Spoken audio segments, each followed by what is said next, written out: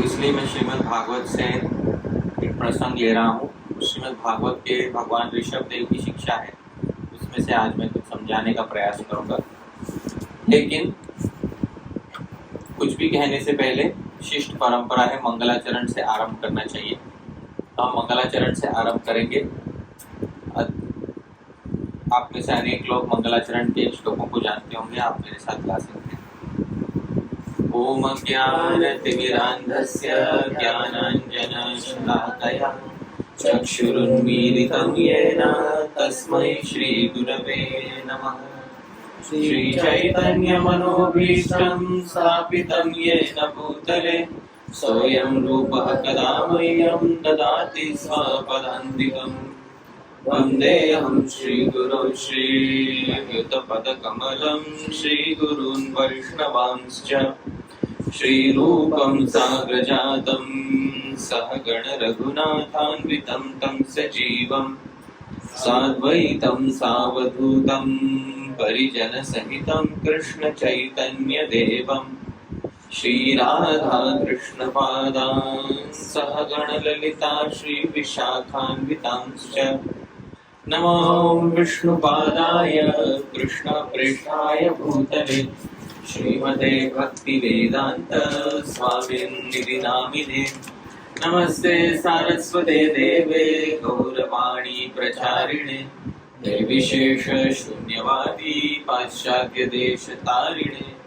नमो महावदान्याय कृष्ण प्रेम प्रदायते कृष्णाय कृष्ण चैतन्य नाम्ने गौरद्विषे नमः। हे कृष्णा करुणा सिंधो दीनबंधो जगत्पते गोपेश गोपिका कांत राधा कांत नमोस्तुते। तप्त कांचन गौरांगी राधे वृंदावनेश्वरी वृषभानुसुते देवी प्रणमामि हरिप्रिये। वाञ्छाकल्पतरुभ्यश्च कृपा सिन्धुभ्य एव च पतितानां पावनेभ्यो वैष्णवेभ्यो नमो नमः।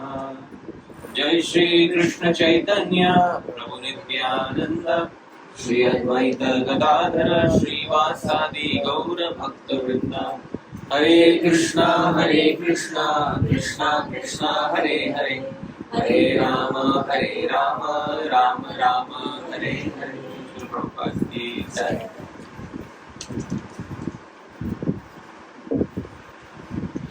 तो एक बहुत अच्छा श्लोक है, मैं कल इस पे चर्चा कर रहा था, और एक बहुत अच्छा सुभाषित है कि शतम विहाय भोक्तव्यम सहस्रम स्नानम आचरेत लक्ष्यम विहाय दातव्यम कोटिम त्यक्त्वा हरिम भजेत। शतम विहाय भोक्तव्यम, जब सही समय हो खाने का तो 100 चीज छोड़कर खाना चाहिए। कि खाने के समय बहुत सारी और चीजें आ जाती है कि नहीं, तो हमारा खाना ठंडा हो जाता है और हम बाकी चीजें करते रहते हैं। तो शतम विहाय भोक्तव्यम, कुछ खाना है तो 100 चीज छोड़कर सही समय पे खाना चाहिए। और सहस्रम स्नानम आचरेत, जब स्नान करने का सही समय हो तो 1000 चीज छोड़ के सही समय पे स्नान कर लेना चाहिए। क्योंकि स्नान करने के समय बहुत सारी चीजें आ जाती है, पहले ये कर लेता हूँ फिर स्नान करता हूँ, फिर वो कर लेता हूँ, फिर फोन पे उसका जवाब दे देता हूँ, फिर स्नान कर लेता हूँ, तो 1000 चीजें आ जाती है। तो सहस्रम विहाय सहस्रम स्नानम आचरित, 100 चीजें छोड़ के 1000 चीजें छोड़ के स्नान करना चाहिए। और लक्ष्यम विहाय दातव्यम, और जब दान देने का सही समय आए, जैसे अक्षय तृतीया इत्यादि, और उसमें भी सही समय रहता है, कुछ नक्षत्र सही रहता है, तो फिर लाख काम छोड़ के सही समय पे दान दे देना चाहिए। क्योंकि वो सही समय निकल गया तो फिर वो सीधा अगले साल आएगा। और कोटिम त्यक्त्वा हरिम भजेत, और जब भगवान के विषय में कुछ सुनने की बारी आए तो करोड़ों चीज छोड़ के भगवान के विषय में कुछ सुनना चाहिए। तो ये एक अच्छा सुभाषित है, इससे हमें सीख मिलती है कि जीवन में अनेक कार्य होंगे किंतु एक कार्य बहुत महत्वपूर्ण है, वो है भगवान के विषय में कुछ जान लेना। तो आज उसी कार्य के लिए हम यहाँ पे उपस्थित हुए हैं, और भारतवर्ष में प्रायः यह अवसर मिलता रहता है कि भगवान के विषय में कुछ ना कुछ कार्यक्रम चलता रहता है। कभी कोई सांस्कृतिक कार्यक्रम होगा या कोई ऐसा कार्यक्रम होगा।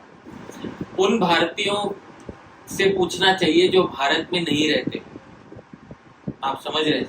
आप में से कुछ लोगों ने ऐसे भारतीय देखे होंगे जो भारत में नहीं रहते, जिनको हम एनआरआई कहते हैं। एनआरआई जो होते हैं वो ऐसे किसी सांस्कृतिक कार्यक्रम के लिए अनेक बार तरसते हुए देखे जाते हैं कि कब हमारे घर पे ऐसा कार्यक्रम होगा, या कब हम भी कुछ भगवान के विषय में कोई कार्यक्रम आयोजित करेंगे। पर भारत में क्योंकि ये बहुत सामान्य बात है, इसलिए भारत में कदाचित हम ऐसे कार्यक्रमों को अधिक आदर से नहीं देखते, क्योंकि हमारी प्रवृत्ति ही ये होती है कि अति परिचयाद अवज्ञा, जिससे परिचय अधिक है हमारा, उसका हम आराम से अनादर कर बैठते हैं। तो इसीलिए उसका एक उदाहरण दिया जाता है, लोग प्रयागवासी कूपे स्नानम आचरति। जो लोग प्रयाग में रहते हैं, प्रयाग मालूम है कौन सी जगह है? वहाँ प्रयाग में 3 नदियों का संगम है। कौन सी 3 नदियों का संगम है? गंगा, यमुना और सरस्वती। तो लोग प्रयागवासी, प्रयाग जैसी कोई पवित्र जगह नहीं है, तो प्रयाग में रहने वाले लोग भी कुएं या नल के जल से स्नान करते हैं। आप समझ रहे हैं? जबकि वो रोज चाहिए तो किसमें स्नान कर सकते हैं? हाँ, वो त्रिवेणी संगम में स्नान कर सकते हैं, लेकिन वो भी लोग रोज नल से स्नान करते हैं। क्यों? क्योंकि ये यहीं पे तो है। हाँ, यहीं पे है, तो उसका अर्थ ये है कि उसका लाभ उठा सकते हो आप। पर अति परिचयाद अवज्ञा, तो जब किसी के साथ ज्यादा परिचय हो जाता है तो उसकी साधारणतः हम क्या करने लग जाते हैं? अवज्ञा, अवहेलना करने लग जाते हैं। किंतु भारतवर्ष में अनेक बार हमें ये संधि मिलती है कि हम ऐसे कार्यक्रम कर सकें, उसका लाभ उठाना चाहिए। आप में से जिन जिन लोगों ने भारत के बाहर रहने वाले भारतीयों को देखा होगा, तो वो लोग हमेशा अब दिवाली कब आएगी, अब होली कब आएगी, फिर हम सब भारतीय लोग मिलके, हमारे जो भारतीय ग्रुप है वो लोग मिलके बड़ा त्योहार करेंगे, फिर हमारे घर पे लोगों को बुलाएंगे। भारत में तो वही सब था, बहुत आराम से होता था, क्योंकि भारत में सब जगह भारतीय लोग ही तो है कि नहीं? पर भारत के बाहर भारतीय लोग मिलना कठिन हो जाता है। तो इसलिए जो हमारे पास है आज, उसका जो मूल्य है वो हम समझें। आज भगवान के विषय में हमें कुछ सुनने का अवसर प्राप्त हुआ है। तो ये जो उपदेश है ये श्रीमद् भागवत महापुराण से है, और इस श्रीमद् भागवतम में 5वें स्कंद है, 5वें स्कंद से ये उपदेश है। कुल तो टोटल 12 स्कंद है, उसमें से ये 5वें स्कंद में से ये उपदेश लिया गया है। पहले मैं बताता हूँ कि किनके द्वारा ये उपदेश दिया गया है। इनका नाम है भगवान ऋषभदेव। तो ऋषभदेव जो है ये, इनके पिताजी का नाम था महाराज नाभि, और इनकी माता का नाम था मेरु।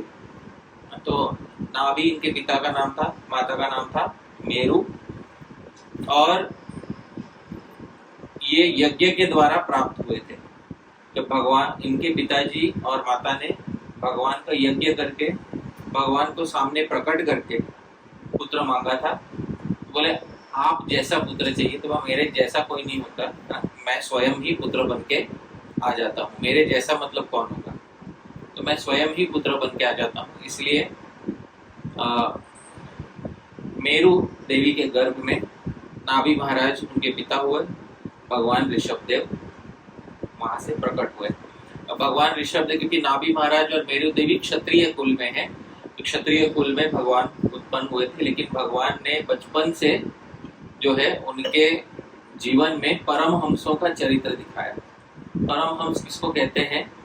जो सन्यासी के भी ऊपर निकल जाए, ऐसे व्यक्ति को क्या कहते हैं? परमहंस। सन्यासी के भी उच्चतम श्रेणी में पहुंच के उसको भी पार कर जाए, अवधूत श्रेणी में पहुंच जाए, उस परमहंस का लक्षण भगवान ऋषभदेव ने अपने जीवन में दिखाया। पर परमहंस का लक्षण दिखाने से पहले भगवान ऋषभदेव ने घर त्याग करने से पहले, क्योंकि पहले के जमाने में भारतीयों में ये परंपरा थी कि एक सही समय पे घर का क्या कर देना चाहिए? त्याग कर देना चाहिए। क्यों? क्योंकि घर में सड़के मर नहीं जाना चाहिए, ये पहले के लोग समझते थे। क्यों? कि हमारी दुर्गति नहीं होनी चाहिए, बिल्कुल दुर्गति नहीं होनी चाहिए हमारी। क्योंकि आजकल के भारतीय जो है, बहुत अधिकांश जो है पुनर्जन्म में विश्वास रखते भी हैं या नहीं, इसका भरोसा नहीं है। उन्हें लगता है जो है इसी जीवन में है, तो उनको अगले जीवन के विषय में वो बाद में देखा जाएगा। आप समझ रहे हैं?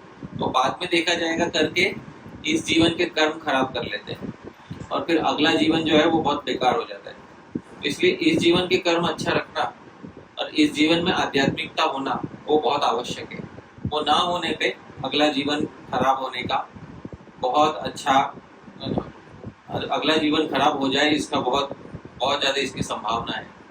तो भगवान ऋषभ देव ने अपना राज्य छोड़ने के पहले, मतलब वैराग्य लेने के पहले, उनके पुत्रों को बुलाया और उनके पुत्रों को उन्होंने कुछ उपदेश दिए। वो उपदेश श्रीमद् भागवत के 5वें स्कंद में 5वें अध्याय में है।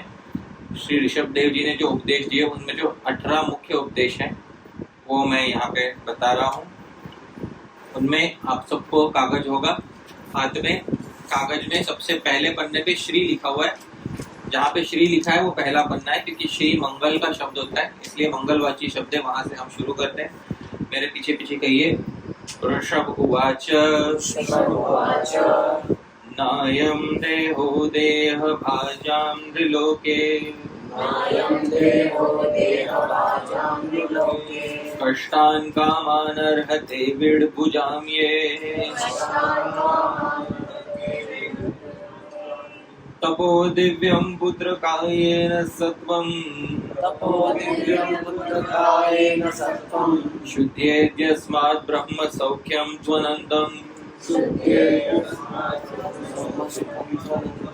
ऋषभ उवाच, भगवान ऋषभ देव ने कहा कि नायम देहो ना अयम देहो, सभी पुत्रों को कहा कि अयम देह, ये जो शरीर मिला है आपको, न देह भाजाम त्रिलोके, इस नर लोक में आपको ये जो शरीर मिला है, न कष्टान कामान अर्हते, ये शरीर आपको बहुत सारे दुख और बहुत सारी कामनाओं के लिए नहीं मिला है। तो जो शरीर मिला है, क्योंकि व्यक्ति बहुत दुख उठा के अपनी कामनाएं पूरी करता है। इस शरीर में आप में से कौन कौन है जिसको बहुत आसानी से सारी सुविधाएं मिल गई जीवन में? कोई है? किसको है जो सारी सुविधा मिल गई, जो चाहिए था मिल गया जीवन में? कोई तो होगा जो चाहिए था सब मिल गया। कोई नहीं, एक भी नहीं यहाँ पे चाहिए था मिल गया। देखो राजवंशी प्रभु को सब मिल गया, आसानी से नहीं मिला। आसानी से नहीं मिला, ये बात है। और अभी और कुछ नहीं चाहिए प्रभु जी? भौतिक से सर पे तो कुछ नहीं, कुछ नहीं चल रहे इनको ऐसे। ये है संतुष्ट भक्त।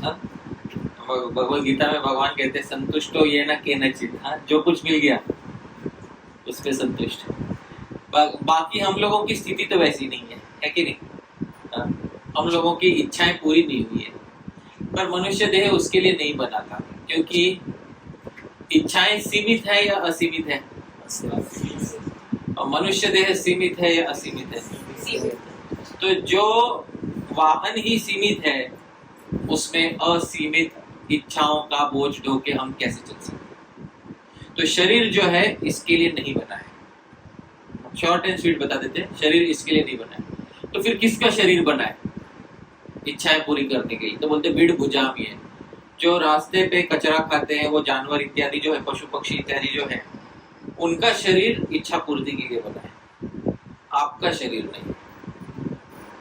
आपका शरीर भौतिक संसार में क्लेश भोग के इच्छा पूर्ति के लिए नहीं बना। तो इसका मतलब क्या? पर भगवान ऋषभ देव, आप तो स्वयं राजा थे, आपने इतने वर्ष राज्य चलाया, आपने गृहस्थी चलाई, आपके 100 पुत्र हुए, आपने क्या अपने शरीर को सुख नहीं दिया क्या? तो बात यह है कि भगवान ने स्वयं क्षत्रिय का जीवन जिया, और भगवान ये कहते हैं कि हाँ, भले ही आप आपके जो भी जीवन है उसमें शरीर को जितना सुख चाहिए उतना सुख हम ले रहे हैं, पर शरीर इसके लिए नहीं बनाया गया है। भले ही हम सुख ले रहे हैं पर इसके लिए शरीर नहीं बनाया गया है। तो शरीर किसके लिए बनाया गया है? तो उसका उत्तर देते हुए कहते हैं तपो दिव्यम, कुछ ऐसी तपस्या कीजिए जीवन में जिससे कि हमको परमार्थ प्राप्त हो। पुत्र का, हे पुत्रों, पुत्रा नहीं कहते, कहते पुत्र का, उसमें क लगाया है। क मतलब उसमें किसी व्यक्ति को और स्नेह से बुलाने के लिए पुत्र का, पुत्र नहीं बोलती, पुत्र का, और स्नेह से बुलाया, हे पुत्रों, ये न सत्वम शुद्ध है, जिससे चित्त शुद्ध होगा, ऐसा कुछ काम करो। यस्मात् ब्रह्म सौख्यम, जिससे ब्रह्म सुख मिलेगा, यानी कि आपको आध्यात्मिक जीवन की परिपूर्ति यानी भगवान के चरण प्राप्त हो जाएंगे, ऐसा कुछ काम करो। अनंतम, फिर सुख अनंत है। आपके सुख की इच्छा सीमित नहीं है। आपके सुख की इच्छा कैसी है? असीमित। शरीर कैसा है? तो सुख की इच्छा पूरी कैसे होगी? असीमित से जुड़ के। असीमित से जुड़ के। वो तो बोल दिया, चलो बोल के तो हो गया, असीमित से जुड़ के। तो वो बोलने मात्र से हमारा नहीं हो जाता ना, हमें कुछ तो चाहिए जिससे कि हमारे सुख की इच्छा, असीमित सुख की इच्छा पूरी होगी। ये बात जानना आवश्यक है कि हमें वास्तव में क्या चाहिए। वास्तव में हमें क्या चाहिए, कौन से पदार्थ को हम ढूंढ रहे हैं। हम सबके लिए सुख की अलग अलग परिभाषा है। किसी के लिए सुख मतलब अच्छा घर होना। किसके अनुसार सुख मतलब अच्छा घर होना? हाथ उठाइए। किसके हिसाब से सुख अच्छा घर होना, कौन सुख मानता है? देखिए एक है, पीछे भी दो है। किसी किसी के हिसाब से सुख मतलब अच्छा खाना पीना है कि नहीं? हाँ, किसके हिसाब से सुख मतलब अच्छा खाना पीना? हाँ देखिए, सब है। एक ही तो सुख रह गया, बाकी के सुख अर्जित कर लिए इन्होंने। हाँ? एक ही सुख रह गया अभी, खाना। नहीं, सोना भी तो सुख है ना। किसी किसी के सुख की व्याख्या होती है अच्छे से सो जाना, रात को सोने अच्छा मिले, है कि नहीं? इन सब वस्तुओं में हम जीवात्मा ढूंढ क्या रहे हैं? सुख ढूंढ रहे हैं। पर सुख का एक नाम दिया गया शास्त्रों में, इसको कहते हैं, मेरे पीछे दोहराइएगा, रस। क्या कहते हैं? रस। तो शास्त्रों में एक वस्तु बताई गई है जिसको हर जीवात्मा ढूंढ रहा है। कौन सी वस्तु को ढूंढ रहा है? रस क्या होता है? रस मतलब जब जीवात्मा को अपार अलौकिक आनंद का अनुभव होता है, उस अनुभव को रस कहते हैं। उसका नाम रस क्यों रखा गया है? कि रस हम प्राय उसको कहते हैं जो हम पी लेते हैं। आप समझ रहे हैं? किसी तरल पदार्थ को जब हम पी लेते हैं तो उसको हम क्या कहते हैं? रस। और ये रस इतना, ये जो पीने वाला जो रस होता है, ये पीते ही आनंद दे देता है, अलग से कुछ करना नहीं पड़ता। आप समझ रहे हैं? अगर मेरे सामने कुछ अच्छा रस है और मेरे हृदय में कुछ प्यास है, तृष्णा है, तो मुझे बस एक ही काम करना है, रस को क्या कर लेना है? पी लेना। और रस पी लेने से तुरंत संतुष्टि हो जाती है। उसके लिए मुझे और कुछ नहीं करना पड़ता। तो वास्तव में जीवात्मा को बस वही चाहिए, संतुष्टि चाहिए, वो सुख चाहिए। और वो सुख प्राप्त करने के उसके तरीके बहुत अलग अलग रहते हैं। आप समझ रहे हैं? तो हर किसी को एक प्रकार का रस पसंद नहीं आता। आप में से अलग अलग लोगों को अलग अलग फ्लेवर के रस पसंद आते हैं। कौन कौन है जिसको खट्टे रस पसंद है? देखिए, कुछ लोग हैं जिनको खट्टे रस पसंद है। कौन कौन है जो मीठा रस पसंद करते हैं? है कि नहीं?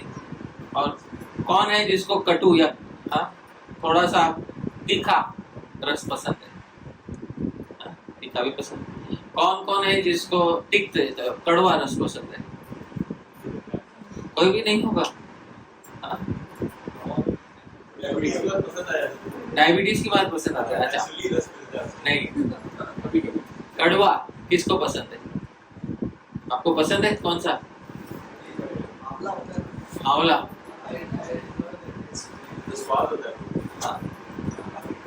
हाँ, तो थोड़ा आंवला तो फिर भी खट्टा रहता है, करेला जैसा रहता है, कड़वा है, ऐसा कुछ है। यद्यपि मुझे इस विषय में अनुभव नहीं है, पर मैंने सुना है दूसरे लोगों से कि जो लोग मदिरा पान करते हैं, शराब इत्यादि पीते हैं, मैंने ऐसा सुना है कि शुरुआत में बहुत कड़वा लगता है।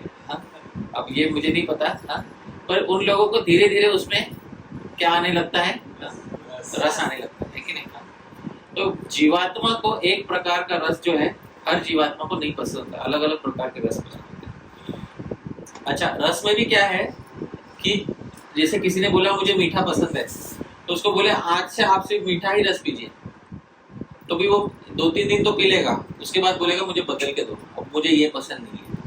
तो जीवात्मा को चाहिए कि अलग अलग प्रकार का रस का आस्वादन होना चाहिए। पर इस शरीर में और इस संसार में वो प्राप्त करते करते उसको बहुत क्लेश भोगना पड़ता है। इसीलिए आवश्यक यह है कि हम रस के अनंत जो स्रोत है, इनफाइनाइट सोर्स जिसको इंग्लिश में कहते हैं, उससे हम जुड़ जाए। और वो अनंत स्रोत जो है रस का, वो है भगवान श्री कृष्ण।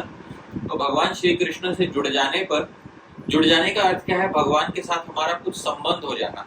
संबंध हो जाए, क्योंकि केवल हम लोग को भगवान से जुड़ जाने का अर्थ क्या है, इसका अर्थ भी समझाना पड़ता है। भगवान से जुड़ जाने का अर्थ ये होता है कि भगवान को अपना समझना।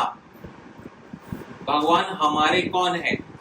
तो कुछ लोग भगवान को सखा रूप में देखते हैं। किस रूप में देखते हैं? सखा। कुछ लोग भगवान को स्वामी और अपने आप को दास रूप में देखते हैं, तो दास अपने आप को दास देखते हैं। कुछ अपने आप को भगवान के माता पिता इत्यादि के भाव में देखते हैं। तो ऐसे भगवान के साथ कोई संबंध स्थापित हो जाना, यही भगवान से जुड़ जाना है। उससे जो आनंद की प्राप्ति होती है, वो आनंद इस एक जीवन में सीमित नहीं होता, वो अनेक जीवन तक चलता रहता है। अब आप में से कौन कौन है जो इस संसार के बाद, इस जीवन के बाद मुक्ति प्राप्त करना चाहते हैं? हाँ, तो कौन कौन है जो मुक्त होना चाहते हैं? और जिसको अभी इच्छा नहीं है, अभी ऐसा कुछ नहीं लगता, वो मत हाथ उठाइए।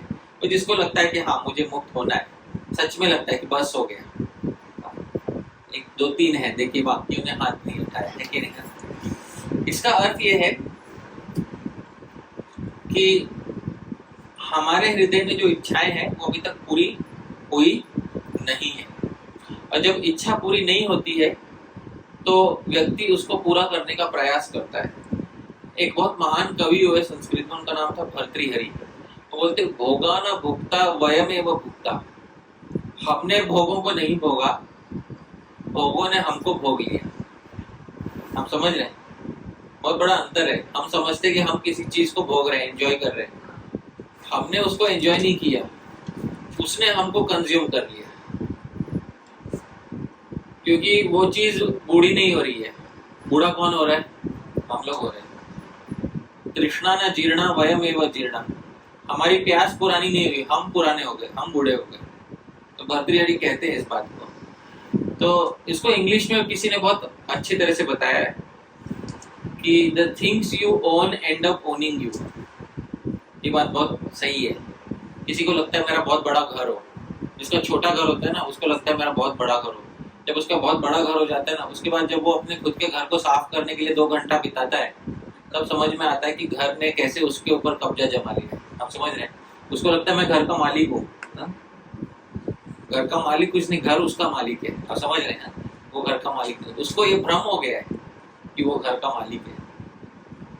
मैं कुछ महीने पहले जब अमेरिका में था, तो अमेरिका में एक सुविधा नहीं होती जिसके लिए बहुत सारे भारतीय बहुत हाय हाय करते हैं कि हमारे यहाँ पे घर पे कोई काम वाली बाई नहीं आती, ऐसे बोला है कि नहीं। यहाँ जो भारत में आती है, प्राय सभी अमेरिका में रहने वाले जो भी भारतीय है, उनका एक ही कंप्लेंट है कि यहाँ पे हमें काम करने में कोई मदद नहीं है।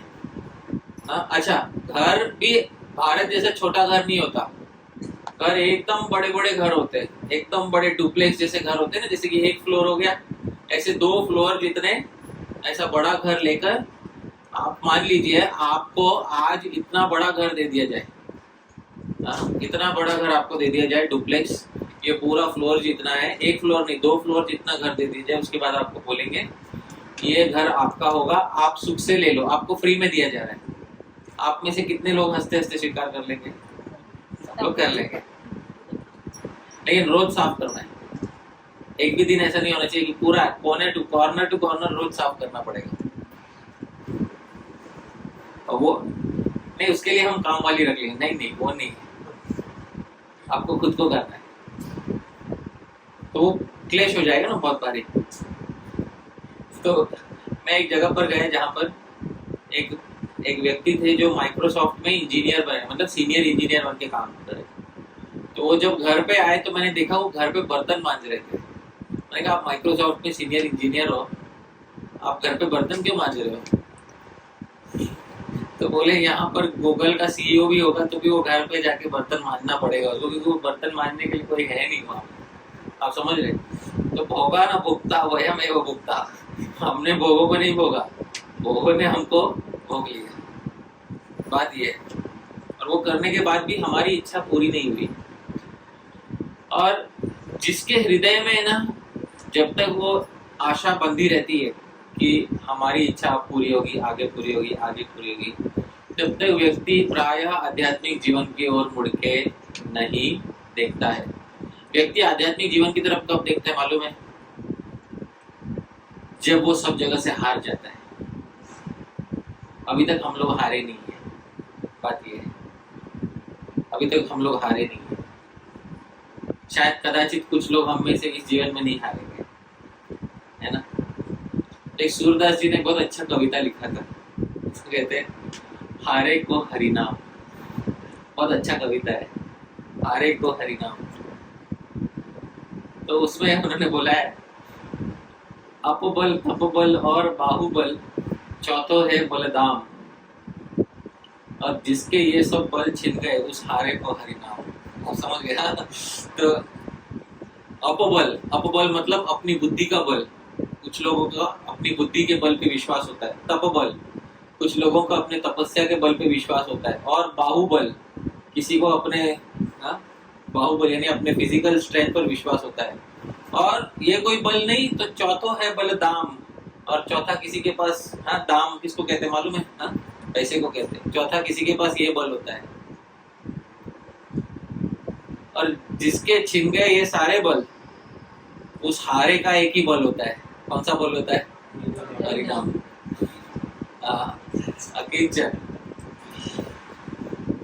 तो प्राय जब तक व्यक्ति इस संसार में हार नहीं जाता ना, जब तक व्यक्ति इस संसार में पराजित नहीं हो जाता, तब तक वो भगवान की ओर मुड़ के नहीं देखता है। ये बात है। इसीलिए जो लोग इस संसार में हार गए ना, वो वास्तव में बहुत ही भाग्यशाली लोग हैं। और जो लोग जीत गए ना, उन लोगों के भाग्य के विषय में प्रश्न चिन्ह है। क्या सच में ये लोग भाग्यशाली हैं? क्योंकि जो लोग जीत गए उनका अपने अपने बल पे विश्वास बैठ गया। अब मैं कमा सकता हूँ, कमा सकती हूँ, अब मेरा अच्छा घर है, अब इनको इस भ्रम से कौन निकालेगा? आप समझ रहे? कोई नहीं निकाल सकता। पर हाँ, कुछ ऐसी घटना हो जाए जिससे ये इस सब से बाहर निकल जाए, तब जाके हारे को हरिनाम, तब जाके ये भगवान का आश्रय ले लेंगे। जैसे धृतराष्ट्र के साथ हुआ था। धृतराष्ट्र कैसा था ना, उसका नाम ही है धृत। धृत मतलब पकड़ के रखा है। जिसने क्या पकड़ के रखा है? राष्ट्र। उसका नाम ही व्यासदेव ने बहुत बराबर रखा था। क्या नाम है? धृतराष्ट्र। नाम ही धृतराष्ट्र है उसका। अंत तक वो अपना राष्ट्र जाने नहीं देना चाहता था। उसका बेटा भी मर गया। बेटा मर गया और तुम्हारे पूर्वज सब तपस्या के लिए वन में जाते थे, तो तुम्हें तो जाना चाहिए ना। नहीं, पर मैं तो अंधा हूँ, मैं तपस्या कैसे करूंगा? क्यों? अंधे भी तपस्या कर सकते हैं, क्यों नहीं कर सकते? आँख थोड़ी चाहिए तपस्या करने के लिए। तुम्हारी पत्नी ले जाएगी तुमको, दोनों वन में तपस्या करना जैसे तुम्हारे पूर्वज करते थे। नहीं नहीं नहीं, मैं तो घर में ही मरूंगा। फिर विदुर आए और बोले कि तुम भीम के रोटी पे पलने वाले कुत्ते की तरह कब तक जियोगे? ऐसा कठोर शब्द बोला धृतराष्ट्र को। तो तुम्हारा बेटा तो मर गया, दुर्योधन मर गया, कोई बेटा बचा नहीं। अब तुम भीम की रोटी पे पलने वाले कुत्ते की तरह कब तक जीवित रहोगे? तब जाके बेचारी की आंख खुली, समझ में आया कि अब राज्य मेरा नहीं है। और फिर हारे को हरिनाम, ये बात है। तो ये आवश्यक है जीवन में हारना। और जो जीवन में जीत गए, बहुत बार आप लोग स्कूल वूल में होंगे तो बहुत सारे अच्छे अच्छे विद्यार्थी होंगे, फिर 10 साल बाद पूछते हैं आप कहाँ हो, आप कहाँ हो, ये कहाँ है, वो कहाँ है, ये कहाँ पहुंच गया, वो कहाँ पहुंच गया। अरे इसका तो बहुत अच्छा व्यवसाय हो गया, इसका बहुत अच्छा धन हो गया, और मैं क्या कर रहा हूँ या मैं क्या कर रही हूँ, ओह माय गॉड मैं तो अपना चेहरा नहीं दिखा सकती।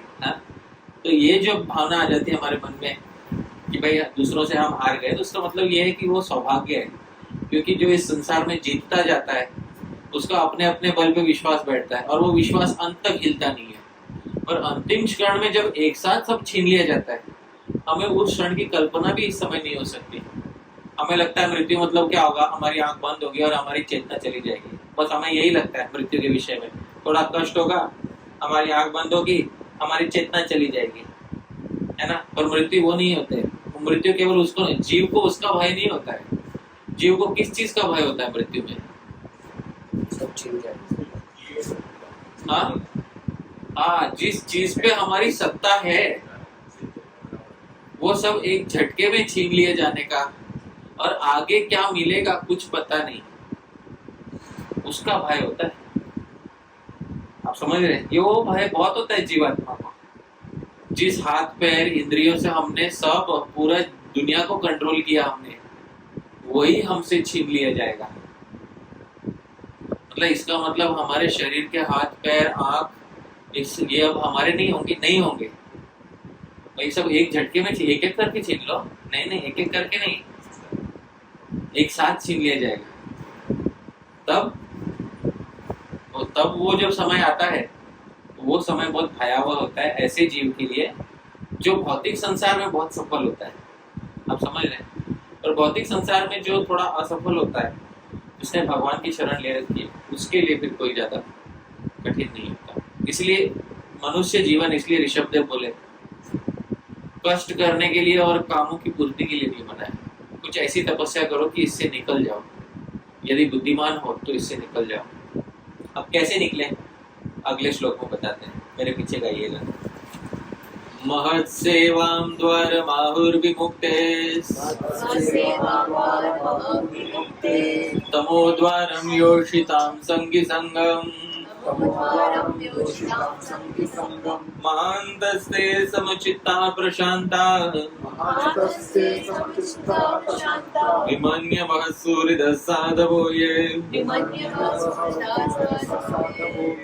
महत् सेवां द्वारमाहुर विमुक्ते। द्वारमाहुर, द्वार कहते हैं मुक्ति का। किसको कहते हैं? महत् सेवा। जो महान साधु संत है उनकी सेवा को मुक्ति का द्वार कहा गया है, क्योंकि हम नहीं जानते हमारी मुक्ति कैसे होगी। इसीलिए जो व्यक्ति बंधा हुआ होता है, जिसके हाथ पीछे बांध दिए गए, वो व्यक्ति सहसा अपने हाथ नहीं खोल सकता। उसके हाथ खोलने के लिए कोई दूसरा व्यक्ति चाहिए। पर वो दूसरा व्यक्ति कौन हो? जिसके हाथ खुद बंधे हुए या खुले होने चाहिए, ये बात है। तो जिस व्यक्ति के हाथ खुले हुए हैं, उस व्यक्ति को प्रार्थना करने पे वो व्यक्ति हमारा हाथ खोल सकता है।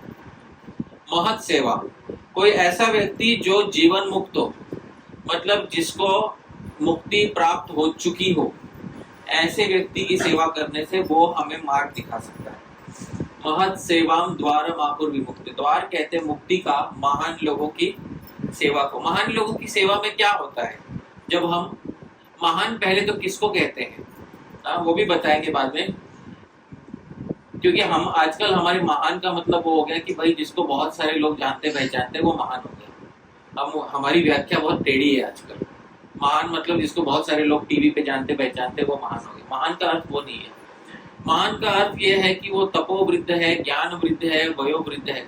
मतलब अपने ज्ञान से वो बढ़ा हुआ है, अपने तपस्या से बढ़ा हुआ है, अपने भजन अपने भक्ति से बढ़ा हुआ है। ऐसे व्यक्ति को महान कहा जाता है। ऐसे व्यक्ति की सेवा करने पे वो व्यक्ति हमें बताता है कि जीवन में ये चीज से बाहर कैसे निकलना है। जिस अड़चन में हम पड़ गए वो हमें समझ भी नहीं आ रही है। इतने आंख के अंधे हैं हम। जिस अड़चन में हम पड़ गए वो हमें समझ नहीं आ रही है। हमें ये बात समझ नहीं आ रही है कि जिनको हम अपना मानते हैं, जो परिवार, पुत्र, स्त्री, पुरुष इत्यादि जो हम अपना मानते हैं, वो हमारे कितने बड़े दुख का कारण बनने वाले हैं और नियर इमीडिएट फ्यूचर में बनने वाले हैं, इसको हम नहीं जानते। क्योंकि इस समय हमको लगता है हमारे सुख का कारण है वो, पर भोगा ना भुगता वया में, हम भोगों को नहीं भोगते, भोग हमें भोगते हैं। मृत्यु के समय जब छिन जाता है तो केवल अपना शरीर नहीं छिनता है, उसके साथ साथ जो जिससे हमारा रिश्ता नाता था, वो सारे रिश्ते नातों के कंसेप्ट जो है वो भी एक साथ छीन लिए जाते हैं। तो समझ रहे? तो कुछ दिन पहले ही ऐसे आप इंटरनेट पे एक व्यक्ति का वीडियो है उस व्यक्ति को अपना पिछला जन्म पूरा का पूरा याद है, पूरा पिछला जन्म याद है उसको याद है कि वो आगरा में ही उसका अगला जन्म हुआ, उसका पिछला जन्म भी आगरा में था, उसको पूरा पिछला जन्म याद है। उसका इंटरव्यू लिया गया तो बचपन में वो बोला, बचपन से बोलने लगा मैं तो बहुत अमीर घर का हूँ, तुम्हारे जैसे गरीब घर का नहीं हूँ।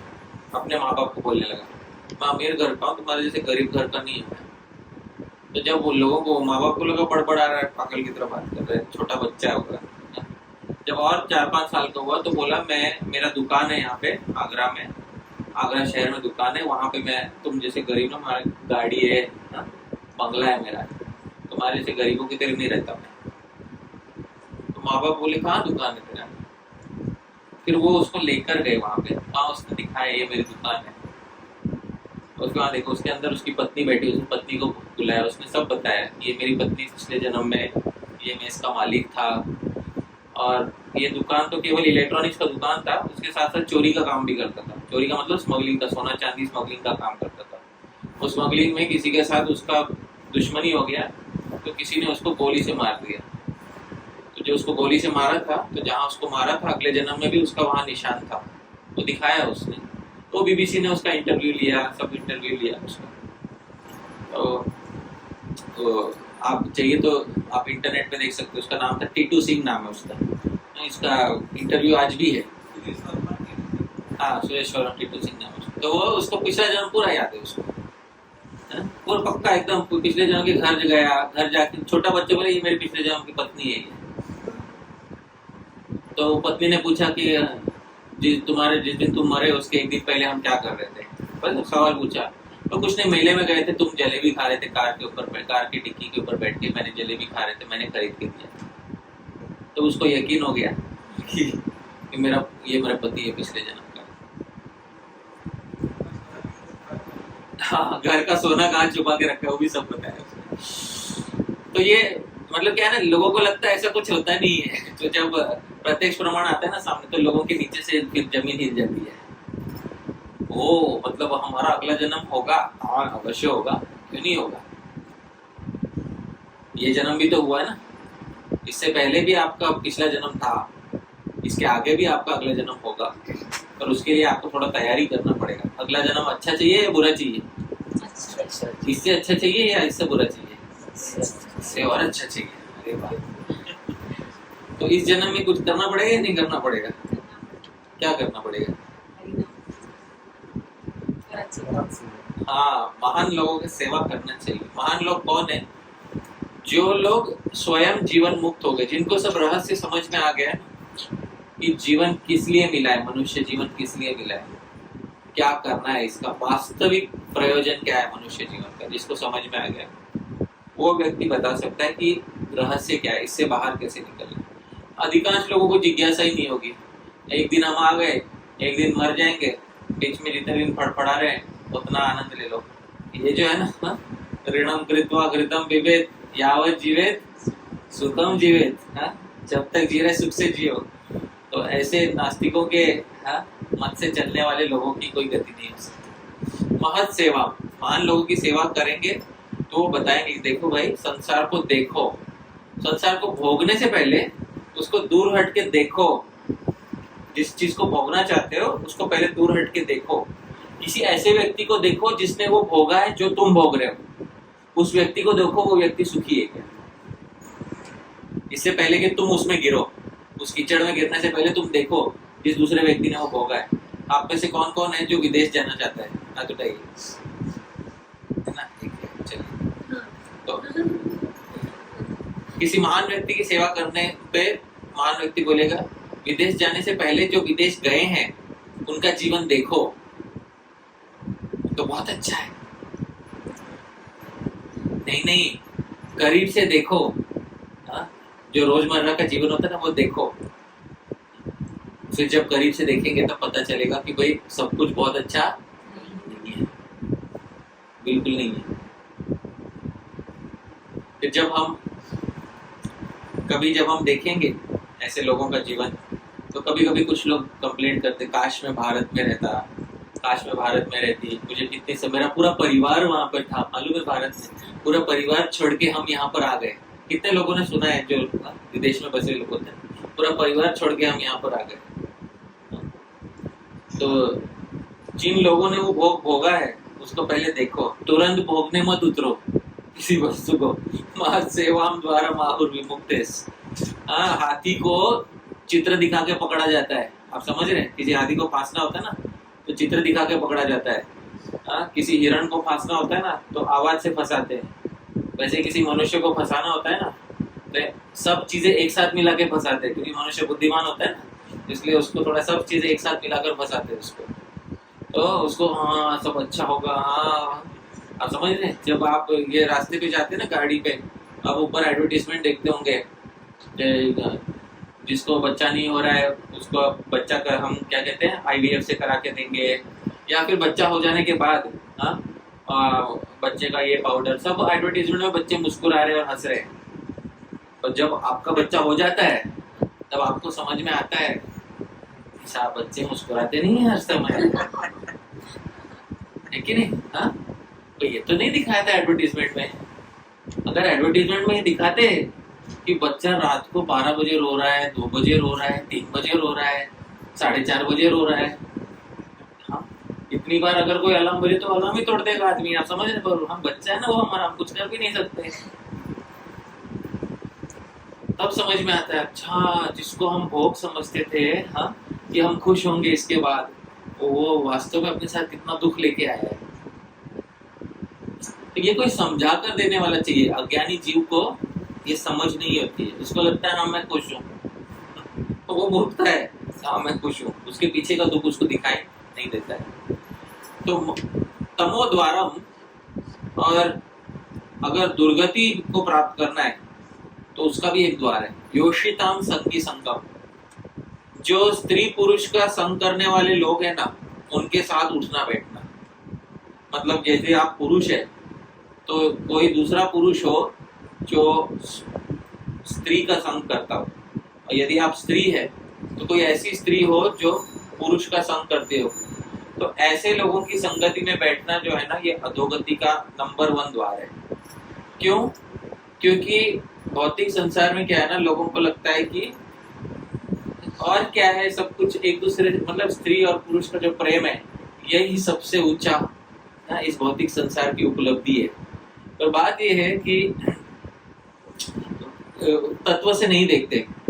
मनुष्य शरीर जो है इसमें 9 द्वार होते हैं। 9 द्वार समझते हैं आप? हाँ, 9 द्वार कौन कौन से मनुष्य शरीर में बताएगा कोई? 2 आंख है, 2 नाक है, 2 कान है, 6 हो गए। मुख है, हाँ, और 2 जनन इंद्रिय है, हाँ, ये 9 द्वार हो गए, है कि नहीं? तो ये 9 द्वार ऐसे हैं कि जब आप सो जाते हैं ना तो इन 9 द्वारों में मल जमा हो जाता है।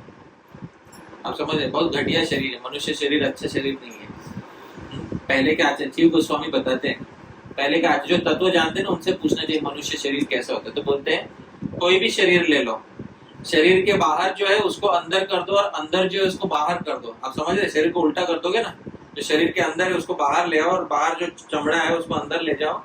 खुद के शरीर को कौवों से बचाने के लिए लकड़ी लेके घूमना पड़ेगा। आप समझ रहे? इतना गंदा शरीर है।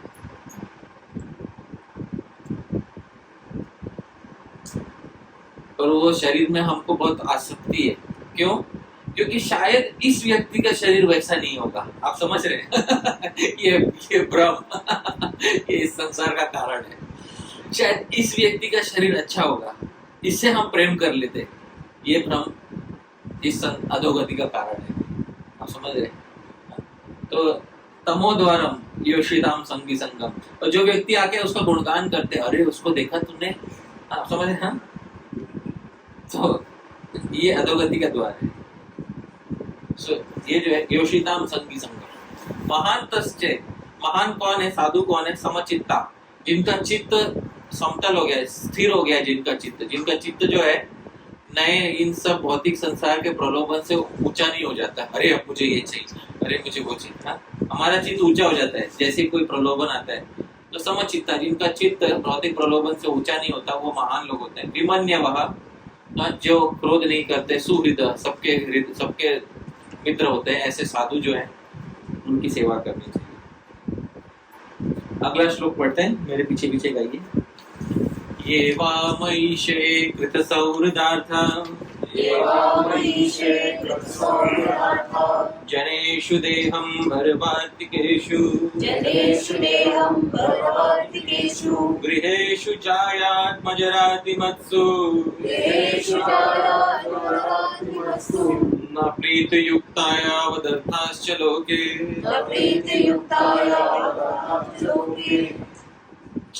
अच्छा, गृहस्थ आश्रम में भी साधु होते हैं, केवल सन्यासी साधु नहीं होते, गृहस्थ आश्रम में भी क्या होते हैं? साधु। ये वा मई ईशे कृत सौहृदार्था, जिन्होंने मुझ भगवान से प्रेम कर लिया। ऋषभदेव स्वयं भगवान है, तो बोलते जिन्होंने मुझ भगवान से प्रेम कर लिया है वो भी साधु है। जनेषु देहं भरवार्तिकेषु गृहेषु जायात्मजराति मत्सु, वो भले ही देह के संसार में रह रहे हो, घर में रह रहे हो, पर अपने पुत्र, अपने पति पत्नी इत्यादि से उनका उतना ही लगाव है जितना आवश्यक है, उससे अधिक नहीं। न प्रीति युक्ता यावद अर्थाश्च लोके, और वो कमाते भी उतना है जितना उनको आवश्यकता है, उससे अधिक नहीं कमाते। वो बहुत बुद्धिमान होते हैं वो लोग। बोलते जो उतना कमाते हैं जिससे खुद का गुजर बसर हो जाए, उससे अधिक नहीं जुटाते। बाकी का समय किस में लगाते हैं? अपने भजन, भगवान का भजन, अपना परमार्थ साधने में लगाते हैं। आप समझ रहे, परमार्थ साधने में लगाते हैं। क्यों परमार्थ साधना चाहिए बताइए? एक नास्तिक को समझाना है। आप समझ रहे, आपके सामने कोई नास्तिक आ जाए, बोले मैं भगवान में विश्वास नहीं करता, रस तो प्राप्त करना, रस तो वो तो शरीर खत्म हो जाएगा तो सब खत्म है। मुझे बोलो, आपको किसी नास्तिक को समझाना है क्यों परमार्थ भगवान का भजन करना चाहिए, कैसे समझाएंगे? मृत्यु के पश्चात नहीं, लेकिन इस जीवित रहते हुए भी रस प्राप्त कर सकते। उसके लिए तो मैं सीधा सीधा रस भोग लूं, भगवान के पास जाने के लिए नहीं, वो सीमित है ना। अगला जन्म में मानता नहीं नास्तिक। देखो, नास्तिक को आपने हैंडल कर लिया ना, आप किसी को भी हैंडल कर लोगे, ये बात है। उसको कहते हैं प्रधान मल्ल, जो मेन रेसलर है ना, उसको आपने हैंडल कर लिया, आप सबको कर लोगे। अच्छा, मैं बताता हूँ, एक बहुत अच्छा तर्क दिया गया था, वो आप तर्क समझिएगा। कभी कभी तर्क समझने से हमें समझ आता है। इसको कहते हैं पास्कल्स वेजर कहते हैं इंग्लिश में। वेजर कहते हैं बेट। बेट जानते हैं क्या होता है? जब हम जुआ खेलते हैं तो हम किसी चीज पे दांव लगाते हैं, तो दांव लगाने को बेट कहते हैं। तो एक पास्कल्स वेजर है। तो इसमें ये बताया जाता है, जीवन में हर व्यक्ति को किसी ना किसी समय एक दांव लगाना पड़ता है, और हर कोई दांव लगाता है। दांव दो चीजों पे लगने वाला है। दो चीज ध्यान से सुन लो, दो चीजों में से एक चीज पे दांव लगाना है। पहला, भगवान नहीं है, दूसरा भगवान है। ठीक है? जीवन में हर व्यक्ति किसी न किसी समय किसी एक पे दांव लगाता है। अब आप किस पे दांव लगाओगे बताइए? नास्तिक तो नहीं मानता, वो तो इस पे दांव लगा के बैठेगा कि भगवान, उसने वो क्यों दांव लगा के बैठे कि भगवान है? हाँ, तो इसका उत्तर देते हुए कहा गया है, आपको दांव उस पे लगाना चाहिए जो सबसे सेफ हो। आप समझ रहे हैं? हाँ, जिसमें रिस्क नहीं हो। हाँ, जो बुद्धिमान व्यक्ति है रिस्क फ्री चीज पे दांव लगाए। तो मान लो अगर पता चला मरने के बाद कि भगवान नहीं है, तो पता नहीं चलेगा ना, लेकिन फिर भी अगर मरने के बाद अगर भगवान नहीं है, तो आस्तिक भी मरने के बाद धूल बन जाएगा, और नास्तिक भी मरने के बाद क्या बन जाएगा? तो आस्तिक और नास्तिक मरने के बाद समान हो जाएंगे या नहीं हो जाएंगे? और मरने के बाद तो उनको ये भी स्मरण नहीं रहेगा कि मैं को कितना बड़ा मैंने एंजॉयमेंट किया, वो कुछ भी ध्यान नहीं रहेगा उनको। तो मरने के बाद आस्तिक और नास्तिक की गति क्या हुई? सेम हुई कि नहीं हुई? अच्छा, मान लो लेकिन अगर मरने के बाद भगवान, तो आस्तिक की गति और नास्तिक की गति समान होगी क्या? अच्छा, तो दांव किस पे लगाना चाहिए? भगवान है या भगवान नहीं है? इसको कहते हैं पास्कल्स वेजर। भैया, जब आपको आगे का पता नहीं हो ना, तो आप दांव उस पे लगाते हो जो सबसे सेफेस्ट ऑप्शन होता है। इसको इंग्लिश में कहते हैं पास्कल्स वेजर। तो आपको अगर जीवन जीना है तो इस मान्यता से जीवन जीना कि मृत्यु के बाद भगवान वो सेफ ऑप्शन है। तो ये मई ईशे कृत सौहृदार्थ था, भगवान कहते हैं कि मुझ पे प्रेम करके जो जीवन जीते और उतना कमाओ जितना यावद अर्थाश्च लोके, जितना चाहिए उससे अधिक मत बढ़ाओ। क्यों? अधिक अधिक के न्यूनतायाम च च्यवते परमार्थतः। ज्यादा बहुत ज्यादा कमाओगे तो एक चीज चली जाएगी हाथ से। क्या चली जाएगी हाथ से? हाँ, समय चला जाएगा। जो अधिक, जिसको पैसा अधिक कमाना होता है उसको अधिक कुछ इन्वेस्ट करना पड़ता है। क्या इन्वेस्ट करना पड़ता है? टाइम, बिकॉज टाइम इज, तो एनीबडी हु अर्न्स मनी, जो पैसा कमाता है उसको क्या खर्च करना पड़ता है? और जो पैसा कमाता है उसको क्या नहीं, उसको जो समय कमाता है उसको क्या नहीं मिलता, और जो पैसा कमाता है उसको क्या नहीं मिलता। आपको दोनों में से एक करेंसी चुनना है। आपके जीवन में 2 ही करेंसी है, इसके अलावा और कोई तीसरी करेंसी नहीं है। 2 ही धन है आपके पास, एक है पैसा, दूसरा है समय। अब इन दोनों में से एक चीज सीमित है और एक चीज असीमित है और पुनः पुनः कमाई जा सकती है। क्या पुनः पुनः कमाया जा सकता है? एक चीज पुनः कमाई नहीं जा सकती। क्या नहीं कमाई जा सकती? तो एक्चुअली आपके जीवन के सबसे मूल्यवान चीज क्या है? अच्छा, ये भी नहीं पता कि कितना मिला है आपको। आज तो अच्छे खासे बैठे हट्टे कट्टे, कल को मर जाए बेटा बेटा, आप समझ रहे हैं? वो भी नहीं पता कि कितना बाकी है। आपके जीवन में कितना समय बाकी है? आप सब, आपको क्या लगता है कितना समय बाकी है? पता नहीं, 10 साल कम से कम। सब ना बोल रहे हो, उससे ज्यादा की अपेक्षा है कि 10 साल तो बहुत कम हो गया। किसको लगता है कि मैं 10 साल में मर जाऊंगा? हाथ उठाइए। नहीं, किसको लगता है 20 साल में मर जाऊंगा? देखो, 1-2 है, बाकी के लोगों को लगता है हम 20 के ऊपर जा रहे हैं। 10 से कम भी हो सकता है। 10 से कम भी हो सकता है कि 10 मिनट का नहीं पता है ना। जो करेंसी इतना वैल्यूएबल है और अनप्रेडिक्टेबल भी है, उसको आप खर्च कर रहे हो क्या कमाने के लिए? अरे वाह, बहुत बुद्धिमान है। ये बुद्धिमानी का कार्य है या बुद्धिमानी का कार्य नहीं है? तो कितना कमाना चाहिए जिससे हमारा समय परमात्मा यावद अर्थ, जितना हमारा गुजर बसर हो सके उतना कमावे, बाकी का समय परमात्मा में लगाए। अरे पर अगर सब लोग ऐसा सोचने, देखो मन भी कितना विचित्र होता है ना, तुरंत तर्क देता है। सब लोग ऐसा सोचने तो समाज नहीं चलेगा, समझ में आ रहा है? ये बेवकूफ मन ऐसा तर्क देता है, तो उस बेवकूफ मन को कहना चाहिए, अरे बेवकूफ, सब लोग ऐसा नहीं सोचते इसलिए तो तुम्हें समझाया जा रहा है। समझ में आ रहा है? हाँ, सब लोग ऐसा सोचते तो फिर पूरा संसार सतयुग में बदल जाता ना। जिसको समझाया जा रहा है वो तो समझे, भेड़ चाल में जो चल रहे वो नहीं कभी समझेंगे, पर तुम तो समझो। इसलिए ऋषभ देव अपने पुत्रों को, हमें पूरे समाज को नहीं समझा रहे थे, वो अपने पुत्रों को समझा रहे थे कि भाई जितना समय बाकी है उसमें जितना हो सके उतना समय बचाकर परमार्थ में लगाओ, क्योंकि फिर समय बहुत लिमिटेड है आपका, तुरंत निकल जाएगा, पता भी नहीं चलेगा। और इतने समय में आप बहुत सारा परमार्थ कमा सकते हो। एक दिन में आप उतना भगवान के विषय में जान सकते हो जितना आप बुढ़ापे में लाख प्रयास करने पे भी नहीं जान पाओगे। लाख प्रयास करें बुढ़ापे में भी नहीं जान पाओगे जितना आप जवानी में एक दिन में समझ सकते हो भगवान के विषय में। जितना हो सके समझ लो, रोज कुछ भगवान के विषय में सीखो नया, तब जाके मनुष्य जीवन का पर्पज है। नहीं तो क्या है ना, आप समझे, मनुष्य जीवन वो है, सच में जीवन वो जिया, वो टाइम हमारा अच्छा गया जिस टाइम में हमने कुछ एडवांसमेंट किया, हमारी बुद्धि खुली, हम कहीं आगे बढ़े। और जिस समय में हमारी बुद्धि बंद रही, केवल इंद्रियों का भोग करते रहे, वो समय वेस्ट हो गया एक्चुअली। आप समझ रहे?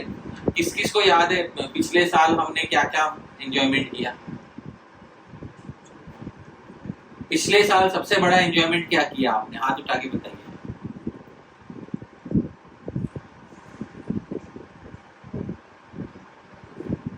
डरिए मत, कुछ मतलब ऐसा कहीं घूमने गए, ऐसा कुछ, ऐसा एंजॉयमेंट कुछ बताइए। सबसे बड़ा एंजॉयमेंट क्या? हाँ बताइए सर। हाँ, मैं जीत गया था। प्रभु जी, इमेजिका गए थे तो हाँ, बस ये जो सबसे बड़ा एंजॉयमेंट है ना, ये याद रह गया। इसके अलावा जो छोटे छोटे किए थे पिछले साल, वो कोई जूस पिया था, कुछ खाया था, अच्छा कुछ याद है? क्या फायदा हुआ उसका? आप समझ रहे हैं? उसका नेट वैल्यू जो आप कह रहे हैं ना, तो जीरो है।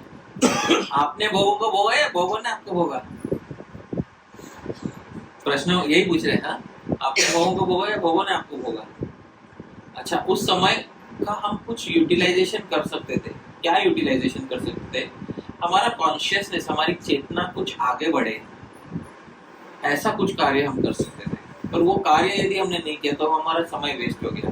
चलो अब एक एग्जांपल देके बताते हैं समय को कैसे प्रॉपर यूटिलाइजेशन, मतलब क्या। कुछ ऐसा कंसेप्ट सीखना भगवान के बारे में जो इससे पहले हमको नहीं पता था। एक उदाहरण देता हूं मैं। जैसे कि मुझे एक बात बताइए कि ब्रह्म क्या है? माता जी आप बताइए, ब्रह्म किसको कहते हैं? इमेजिनेशन, मतलब परसेप्शन अबाउट, वो तो कल्पना होता है। मतलब अपनी सोच होगी। चलिए, अपने वो भ्रम समझ, ब्रह्म नहीं, ब्रह्म। ओके, ऐसे ब्रह्म नहीं बोला, ब्रह्म। शास्त्रों में जिसको ब्रह्म कहा गया है, तो कहते हैं ब्रह्म, परमात्मा, भगवान, है ना। ब्रह्म क्या है? भगवान का एफल्ज, भगवान की ज्योति, ठीक है।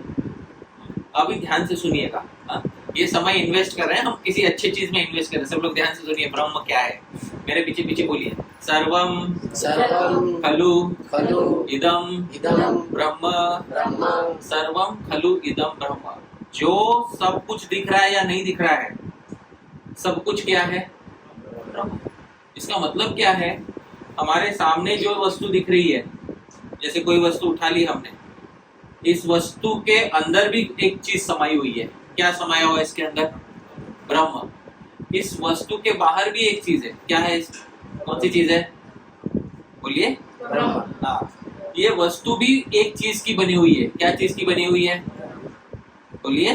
ब्रह्म। हाँ, आप समझ रहे? तो इस संसार में जो भी चीजें हैं वो किसी चीज के ऊपर टिकी हुई है। There is something which is keeping all the objects in this world together, and that reality, वो जो underlying reality है, जो दिखती नहीं है, जो सुनाई नहीं देती, जो जिसको सूंघ नहीं सकते, बट वो एक रियलिटी है जिसके ऊपर सारे चित्र बनाए गए हैं संसार के, उसको क्या कहते हैं? ब्रह्म। तब हमें समझ में आता है कि ये जो सारी चीजें हैं, इसके नीचे भी एक सत्ता है। ये चीजें हैं, इंग्लिश में बात करता हूँ, थोड़ा कुछ इंग्लिश में समझाऊंगा, थोड़ा आसानी होगा। Why are these things staying together? Why are they not disintegrating into tiny atoms? Because there is some underlying energy or force which is keeping them together. There is a fabric which is maintaining the existence of everything. What is the name of that fabric?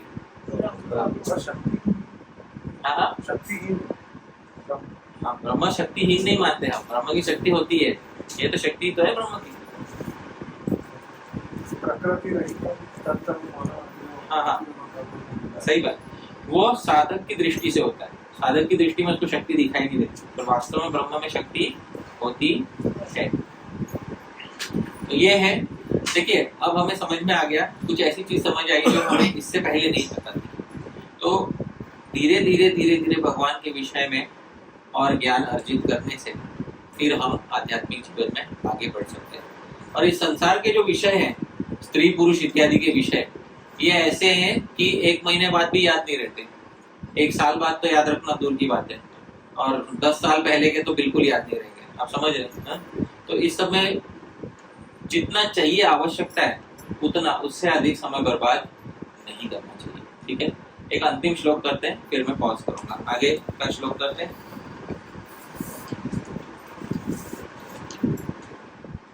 नूनं प्रमत्तः कुरुते विकर्म, यदीन्द्रिय प्रीतया प्रणोति न साधु मन्ये यथात्मनोऽयम् असन्नपि क्लेशदासदेह। नूनम प्रमत्त ऋषभदेव कहते हैं पागल होगा वो व्यक्ति कुरुते विकर्म यदि इंद्रिय प्रीतया अपने इंद्रियों की प्रीति के लिए अपने सेंसेस को सुख देने के लिए कुरुते विकर्म जो संसार में गलत कर्म करने के लिए भी तैयार हो जाता है। संसार में बहुत सारा गलत कर्म करने के लिए तैयार, धोखाधड़ी से पैसा कमाता है। क्यों? किसको सुख देना चाहता है? अपनी इंद्रियों को सुख देने के लिए। पागल है वो व्यक्ति। क्यों?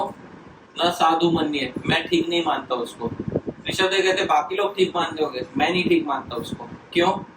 यत आत्मनोयम असन्नपि क्लेशद आसदेह, क्योंकि ये है तो जीवात्मा पर ये ऐसे कर्म कर रहा है जिसको इसका अगला शरीर प्राप्त होगा, और वो जो अगला शरीर प्राप्त होगा वो सुखपूर्वक प्राप्त नहीं होगा, बहुत दुखपूर्वक प्राप्त होगा।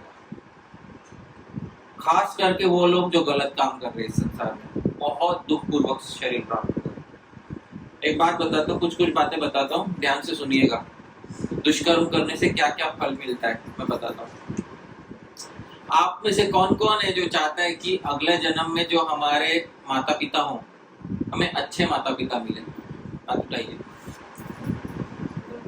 और हम ही अच्छे माता पिता यदि नहीं है तो आप समझ रहे हैं?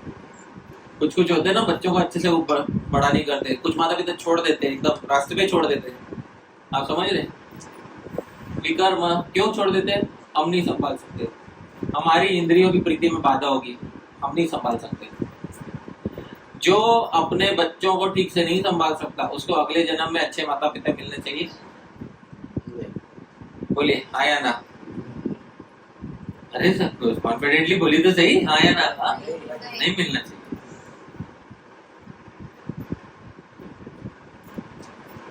जो अपने गुरुजनों का आदर नहीं करता ठीक से, उसको अगले जीवन में अच्छे गुरु मिलने चाहिए? नहीं। जो इस जीवन में दूसरे का पैसा मार के जीता है, उसको अगले जन्म में पैसा मिलना चाहिए? नहीं मिलना चाहिए, सीधी बात है। तो इस जन्म में क्यों मारते हो पैसा? ये बात है। हाँ, लोभ है। लोभ कौन से जन्म तक सीमित रहना चाहिए? पैसा इसी जन्म में पैसे चाहिए कि अगले जन्म में भी चाहिए? अगले जन्म में भी चाहिए ना। तो लोभ केवल इस जन्म तक सीमित क्यों हो? आप समझ रहे? मनुष्य इतना बुद्धिमान है कि मैं मर जाऊंगा तो मेरे मरने के बाद मेरे रिश्तेदारों को पैसा मिलेगा, इतना पॉलिसी बना के जाता है। इतनी बुद्धि दी ना भगवान ने। हाँ?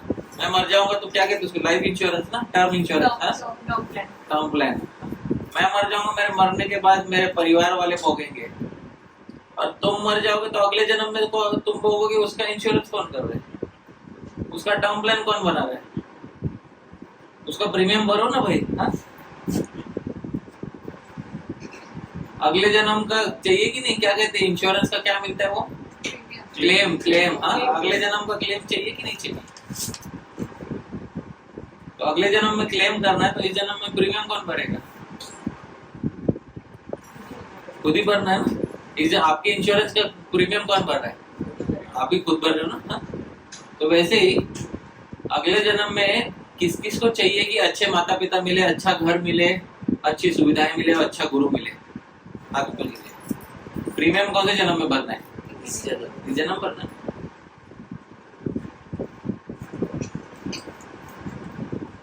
अच्छा, अब वो कैसे भरना है ये बताते हैं, छोटी छोटी चीज बताते हैं। सबसे पहले मुख्य बात ये है, सत्कर्मी होके जीना है। सत्कर्म मतलब किसी दूसरे के साथ धोखाधड़ी या छल से नहीं जीना चाहिए।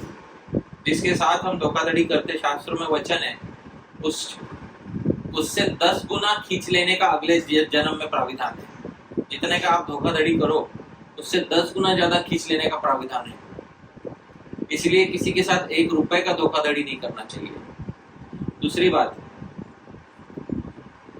अपने मेहनत से कमाए हुए 1 रुपए का भी जुआ इत्यादि में किसी भी प्रकार का जुआ नहीं खेलना चाहिए उसमें, अपने मेहनत से कमाए हुए पैसे का। जुआ किसको कहते हैं? जो ये पत्ते पे खेलते हैं, आप समझ रहे हैं, आजकल बहुत लोगों को गंदी आदत लगती है। और विशेष रूप से इसमें दुख की बात यह है कि इनमें स्त्रियां भी जो है, लेडीज भी है, बड़ा बड़ा क्लब बना के क्या खेलती है, हाउसी, आप समझ रहे हैं, हाँ, वो पैसे के ऊपर खेलते हैं। तो जो पैसा कमाया जाता है, हाँ, मेहनत करके कमाया जाता है, उसको जुए के ऊपर उड़ाना, ये दूसरा, हाँ, ये बहुत बड़ा अधर्म है वास्तव में। इस प्रकार के खेल नहीं खेलने चाहिए। तीसरा, किसी भी प्रकार का मादक पदार्थ यानी शराब इत्यादि, इस चीज का कदापि सेवन नहीं करना चाहिए, भूल से सेवन नहीं करना चाहिए, इससे तुरंत व्यक्ति का पतन होता है। चौथा, किसी पशु की हिंसा से कोई भी प्रोडक्ट मिला हो, चाहे वो साबुन हो या खाने की कोई वस्तु हो, वो कदापि ग्रहण नहीं करनी चाहिए। किसी दूसरे को मार के जो हम शरीर को सुख दे रहे हैं, ऐसा कदापि नहीं करना। पहले ही गृहस्थ के घर में बहुत हिंसा होती है, पता है गृहस्थ के घर में क्या क्या हिंसा होती है? नहीं पता? हर गृहस्थ के घर में 5 कत्तल खाने होते हैं, 5 स्लॉटर हाउसेस होते हैं, शास्त्र में बताया गया है। देखिए, मैं बताऊंगा मेरे पीछे पीछे, हाँ, आप सुनिएगा। स्मृति में बताया, कंडणी, पेषणी, चुल्ली, उदकुंभी, चमार्जनी, पंचसूना गृहस्थस्य तापि स्वर्गम न विंदति। कंडणी, जो पहले मसाले कूटते थे ना, हाँ, वो कूटने वाला क्या कहते, उखल, वो सबसे पहला, हाँ, कत्ल खाना है घर में, उसमें बहुत सारे जीव जंतु मारे जाते हैं। आज तो मिक्सर में करके और बड़े पैमाने पे करते हैं हम लोग, हाँ। सबसे पहला कत्ल खाना वो है। पेषणी, पहले चक्की में आटा पीसते थे, वो दूसरा कत्ल खाना वो है हर गृहस्थ के घर में। आज उसका पैसा देके हम वो कर्म खरीद लेते हैं, कोई वो चक्की वाला करता है तो सारा कर्म, उसको पैसा देके हम खरीद लेते हैं अपना कर्म। तीसरा, चूल्हा, चूल्हा जलाने पे बहुत सारे जीव जंतु मारे जाते हैं। चौथा, उदकुंभी, पानी भरते हैं, हाँ, या कोई चीज पानी से साफ करते हैं, बहुत सारे जीव जंतु मारे जाते हैं। मार्जनी, झाड़ू मारते, घर साफ करते, कीड़े मकोड़े भगाते, बहुत सारे मारे जाते हैं। पंचसूना गृहस्थ से, हर गृहस्थ के घर में 5 कत्ल खाने हैं। ताबी स्वर्गम न विंदति, उससे वो स्वर्ग को प्राप्त नहीं होता।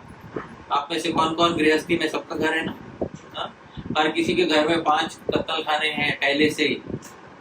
छठा मत खोलना है, हाँ, और छठा नहीं खोलना है, ठीक है? वो क्यों, कैसे? जो भी आप प्रोडक्ट इस्तेमाल करें या जो भी कार्य करें जीवन में, वो ऐसा करें जिससे किसी पशु की कोई भी हिंसा ना होने पाए। पशु हिंसा ना करना, कोई मादक पदार्थ, शराब इत्यादि, सिगरेट इत्यादि ना पीना, जुआ इत्यादि ना खेलना। और ये स्त्री पुरुष के जो भी संसार में रोमांस बताया जाता है, इसमें जितना विवाह में बताया गया है उससे बाहर ना देखना, ये चीज बहुत आवश्यक है। आप में से कौन कौन है जो चाहते हैं कि अगले जन्म में हमारा विवाह हो, या हमारा पति हो, या यदि पुरुष हो तो हमारा पत्नी जो हो, या स्त्री हो तो हमारा पति हो, वो एकदम 1 नंबर का लंपट हो, विवाह के बाहर यहाँ वहाँ, हाँ, नजर मारता फिरे? कौन चाहता है ऐसा? कोई चाहता है? नहीं? उसका प्रीमियम कौन से जन्म में भरना पड़ेगा? इस जन्म। आप समझ रहे? उसका प्रीमियम इस जन्म में। तो हम किसी पर स्त्री पर पुरुष के ऊपर नजर ना हो। नहीं, पर संसार तो ऐसे ही चल रहा है, आप समझ रहे हो? हाँ, संसार की तरह नहीं चलेंगे तो हम पीछे रह जाएंगे। अरे भाई, बुद्धि लगाओ, हाँ, थोड़ी बुद्धि लगाओ। संसार गड्ढे में गिरा जा रहा है तो हम भी गड्ढे में गिरेंगे, वैसा नहीं है। उसका कुछ फल होगा अगले जन्म में, ठीक है? वो फल नहीं होना चाहिए। बहुत सारे, इसको एक प्रत्यक्ष बात बताता हूँ, आप भारत में भी कुछ साल में देखेंगे, बाहर के देशों में देख ही रहे होंगे। बहुत सारे लोग हैं जो अपने माता पिता का ध्यान नहीं रखते, बहुत सारे लोग जरा भी ध्यान नहीं रखते, यद्यपि समर्थ ध्यान रखने के, किसी कारणवश बेसिक ध्यान ये पूछते भी नहीं है कि आप कैसे हैं। आप समझ रहे हैं? आपको कुछ जरूरत है क्या, आपको कुछ चाहिए क्या? हा? एक होता है घर में साथ में रहना, एक होता है चलो साथ में ना रहे तो कम से कम सुविधाएं पहुंचाते रहे, एक होता है सुविधा ना पहुंचाए तो कम से कम हालचाल पूछते रहे, एक होता है एक कोई हालचाल भी नहीं पूछता है व्यक्ति। आप समझ रहे हैं? हाँ, कुछ इतना दुर्गति हो गया, हालचाल भी नहीं पूछता। अगले जीवन में ऐसे व्यक्ति को अच्छे माता पिता मिलने चाहिए क्या? डिजर्व ही नहीं करते। आप संसार में देखोगे, वेस्टर्न वर्ल्ड में खासकर देखोगे, आजकल एक कंसेप्ट बहुत ज्यादा सिंगल पेरेंट बन गए, बहुत सारे लोग क्या बन गए, सिंगल पेरेंट। जानते हैं आप क्या होता है? बहुत सारों को दो माँ और बाप एक साथ नसीब नहीं हो रहे, संसार की विडंबना है। आज आप अधिक से अधिक देख रहे हो भारत में, और देखोगे आप धीरे धीरे। क्यों? पितृ ऋण चुकाया नहीं ना, आप समझ रहे हैं? पितृ ऋण चुकाया नहीं बराबर। पितृ ऋण कैसे चुकाया जाता है? दो तरह से चुकाया जाता है, माता पिता का कुछ सेवा करने से, दूसरा स्वयं पुत्र या पुत्री उत्पन्न करके किसी के लिए उतना मेहनत कर, जो मेहनत माता पिता ने हमारे लिए किया वो हम किसी दूसरे के लिए करें, वो मेहनत करने से पितृ ऋण उतरता है। कुछ लोगों को वो नहीं चाहिए, अगले जन्म में ऐसे लोगों को माँ या बाप उसमें से एक गायब होता है, किसी किसी के दोनों गायब होते हैं। आप समझ रहे हैं? हम में से चाहिए किसी को अगले जन्म में ऐसा होए, उसका प्रीमियम कौन से जन्म में भरना है, तो बहुत आवश्यक है। तो इस तरह से भगवान समझाते हैं कि कैसे हमें भगवान का भजन करना है और किस तरह से हमको इस संसार में जीवन जीना है। उसी तरह से हम भी जीवन जिए, सत्कर्मी होए और मुख्य रूप से भगवान की भक्ति करें। जो थोड़ा समय मिले, अगर हम तत्व के विषय में कुछ नहीं जान सकते, कम से कम भगवान का नाम ले हम। तो आप में से जो भगवान, कौन कौन है भगवान का नाम लेता है रोज? तो वो नाम लेते रहें, उसको आगे कंटिन्यू करें और इसी तरह से अपने जीवन को सफल बनाएं। तो बहुत बहुत धन्यवाद आप सभी का, आज आप सब यहाँ पर उपस्थित हुए। कुछ प्रश्नोत्तर के लिए समय है तो मैं प्रश्नोत्तर के लिए समय दूंगा। कितना समय है माता जी? आपके साथ से नहीं, मैं कितना, अभी कितना बज रहा है? 1:43। हाँ 1:40, तो 10-15 मिनट हम कर सकते हैं कि 2 बजे भी कहते हैं प्रश्न। तो किसी को कुछ पूछना है तो आप पूछिए। मुझे आपने कहा कि जब भी हम हताश हो जाते हैं, निराश हो जाते हैं, तभी हम प्रभु की शरण में जाते हैं। लेकिन किसी को हम देखते हैं कि जो बचपन से ही वो भगवत प्राप्ति में लगे रहते हैं, या एक सर्टन एज में आने के बाद अचानक बहुत उन्हें चेंज आ जाता है, तो वो क्यों होता है? तो आपका प्रश्न दोहरा देता हूँ मैं कि मैंने बोला था कि हारे को हरि नाम। जब हम हार जाते हैं तब हम भगवान की शरण, अधिकांश लोग ऐसे होते हैं कि भाई जब कुछ नहीं बचा तब किसकी शरण ले लेंगे? भगवान की शरण ले लेंगे। अब कुछ लोग ऐसे देखे जाते हैं जो संपत्ति वाले होते हैं, लेकिन उनके हृदय से इच्छा होती है कि मैं भगवान का भजन करूं, या जीवन में किसी क्षण पे आने पे तुरंत एक प्रबल इच्छा जाग उठती है। तो उसको भगवान ने भगवत गीता में बोला है कि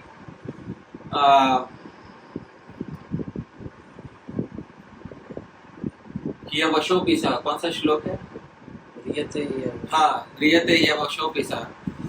तो एक जो पिछले जन्म में जिसने किया होता है उसको बेबस होके अगले जन्म में वो करने लगता है। पिछले जन्म में जिसने भगवान का भजन किया होता है वो अगले जन्म में करने लगता है, क्योंकि क्या है, उसको पिछले जन्म में उसका वैल्यू समझ आ गया, कीमत समझ में आ गया। तो जिसको अभी तक समझा नहीं है उसको पहले पूरा दरिद्र होना पड़ेगा, तब जाके थोड़ा उसको समझ में आएगा, नहीं तो उसको आराम से समझ में नहीं आएगा। क्योंकि प्रसाद देते हैं उससे पहले बोलते हैं महाप्रसादे गोविंदे नाम ब्रह्मणि वैष्णवे, फिर क्या बोलते हैं? स्वल्प पुण्य। जिसके पुण्य बहुत क्या होते हैं? कम होते हैं, उसका विश्वास हो नहीं हुई, उसका आराम से भक्ति में विश्वास नहीं बैठता। तो वो विश्वास क्यों नहीं बैठता? पिछले पुण्य नहीं है जरा भी। तो भगवत गीता में भगवान समझाते हैं कि ह्रियते यवशोऽपि सः शब्द ब्रह्माति वर्तते। वो जो पिछले जन्म में जो उसने किया होता है तो उस योग के अभ्यास से वो अगले जन्म में तुरंत पकड़ लेता है उसको, किसी एक पॉइंट पे पकड़ लेता है उसको। फिर वो पूर्वाभ्यास यवशोऽपि सः, तो पूर्वाभ्यास है ना, पूर्व का अभ्यास है उसको, इससे वो योग में आगे बढ़ता है। तो जो पिछला अभ्यास है ना उसको इसीलिए वो कर रहा है क्योंकि अगला जन्म तो होता है, निश्चित होता है। आप में से कौन कौन है जिसको अगला जन्म चाहिए? चाहिए आपको? हाँ ठीक है। नहीं चाहिए तो क्या होना चाहिए जन्म? फाइनल मतलब फाइनल का चित्र बताइए माता जी। फाइनल मतलब क्या होगा? No revert. तो फिर आपको कहाँ रहना है? मृत्यु के पश्चात जीवात्मा जो है, जो आप हैं, आप वास्तव में जीवात्मा है, तो आपको कहाँ रहना है मुक्ति के पश्चात? भगवान की शरण में। भगवान की शरण में। अरे वाह, उस तो बहुत अच्छा एम है, उसके लिए कुछ करना होगा। हाँ? तो क्या करना होगा? अच्छे कर्म and, गलत चीजों से दूर रहना ठीक है, वो तो कर लिया, उतने मात्र से नहीं होगा। और हरि नाम लेना, ठीक है, हरि नाम भी ले लिया, सर्व साधु का सेवा, साधु साधु सेवा कर ले। ठीक है, उसके बाद आगे एक चीज प्राप्त करना है जिसकी वजह से फिर हमारे पुनः इस संसार में नहीं आना पड़ेगा। कृष्ण प्रेम होना चाहिए। क्या हो प्राप्त करना है हमको? कृष्ण जय। कृष्ण प्रेम जिसने प्राप्त नहीं किया उसको पुनः संसार में लौट के आना पड़ेगा, निश्चित आना पड़ेगा। आपने बहुत पुण्य कर्म किए होंगे तो भी आपको लौट के आना पड़ेगा। अच्छे घर में जन्म मिलेगा, सब अच्छा मिलेगा। देखिए, सबको, अधिकांश लोगों ने बोला हमको अगला जन्म नहीं चाहिए, पर यदि बोले अगला जन्म हो तो कैसा हो? नहीं, अच्छा होना, अगर हो तो बहुत अच्छा होना चाहिए, वरना नहीं हो। आप समझ रहे हैं? तो ये बात है। तो ये हमारी मानसिकता ऐसी है। तो मैं ये कह रहा था, पिछले जन्म के अभ्यास की वजह अगला जन्म होगा, अगला जन्म होगा तो इस जन्म से अभ्यास करके जाना है कि नहीं जाना है? जाना है।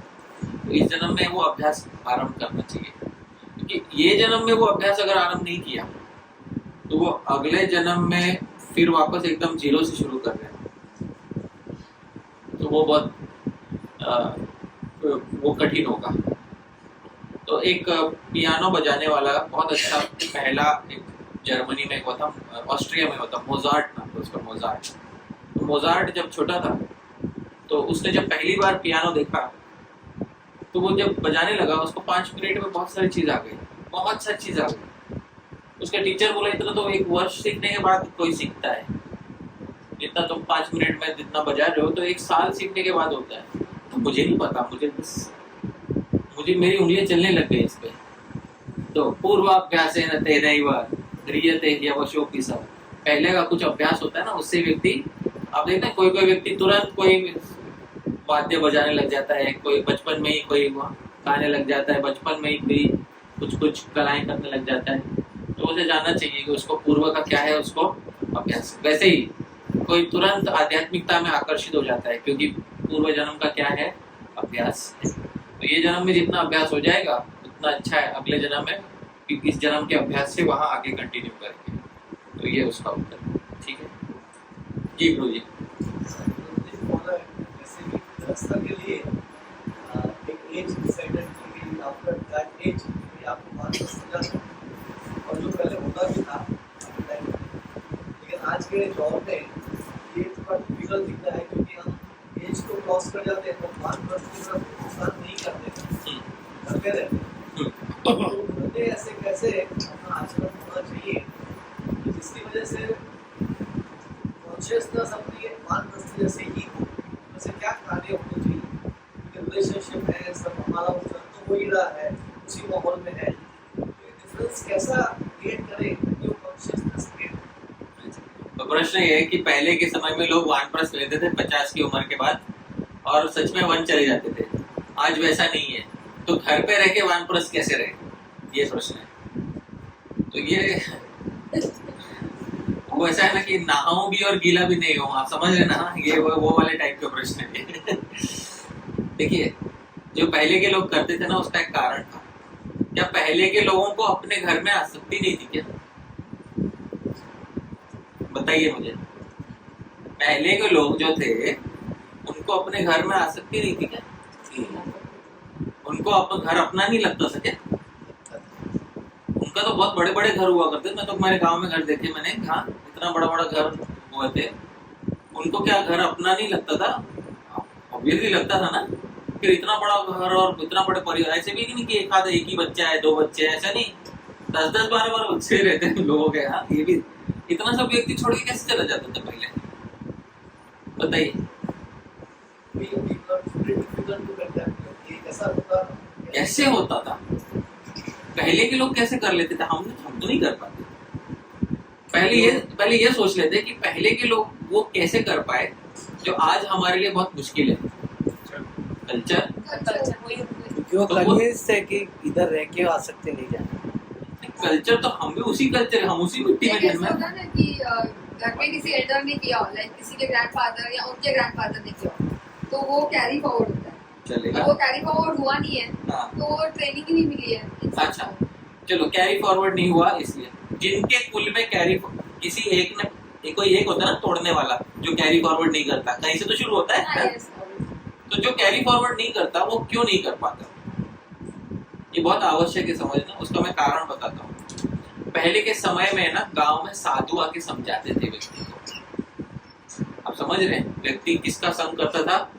जो ऋषभ देव बोलते ना, महत सेवा, महान लोगों की सेवा करो। कुछ साधु आए उसका सेवा करो। तो साधु बताता था घर में मर नहीं जाना, घर से बाहर निकलना, अज्ञात मृत्यु सबसे श्रेष्ठ है, बताते थे। अज्ञात मृत्यु सबसे श्रेष्ठ है, घर में मत मरना, हार जाओगे घर में मरोगे। तो साधु आके बताते थे घर में मरना नहीं, अज्ञात स्थल में मरना। कुछ है, कुछ तुम्हारा सेल्फ रिस्पेक्ट है कि नहीं है? साधु आके बोल, सेल्फ रिस्पेक्ट है तो इतना बूढ़ा होने पे घर पे क्यों बैठे है? आप समझ रहे हो?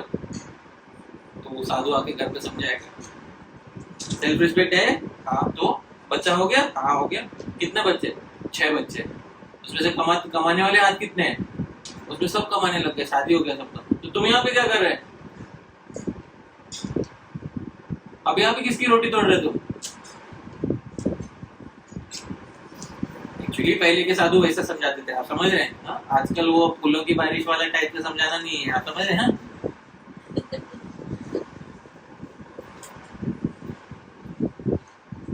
तो पहले के साधु समझाते थे, क्या गृहस्थी में मरेगा क्या? आप समझ रहे हैं? गांव में देखे मैंने साधु ऐसे। वो एक हमारे गांव में शंकराचार्य के संप्रदाय के साधु रहते थे। वो किसी घर पे नहीं जाते थे, मतलब हमारे दादाजी जो है ना वो उसके पास जाते थे, उससे मिलने गए थे। तो वो बोले थे, हमारे दादाजी को बोला था उसने, मैं बताता हूँ क्या बोला था। हमारे दादाजी को बोला था, कितने पुत्र हुए? बोले 3। अच्छा, सब किधर है? बोले एक खेती संभालता है, एक शहर चला गया, मेरे पिताजी एक शहर चला गया, और दूसरा यहाँ गांव में नौकरी दूसरा करता है। और तुम? मैं भगवान का भजन करता हूँ। कहाँ रहते हो? इधर ही, घर में। घर में नहीं मरना, भगवान का भजन का घर में नहीं मरना। तो हमारे दादाजी अलग कुटीर बना के रहते थे घर के पीछे थोड़ा दूर। उसको एक सन्यास कहते, कुटीचक सन्यास कहते। आप समझ रहे? घर से कुछ लेना नहीं, घर के पीछे कुटीर बना के रहना।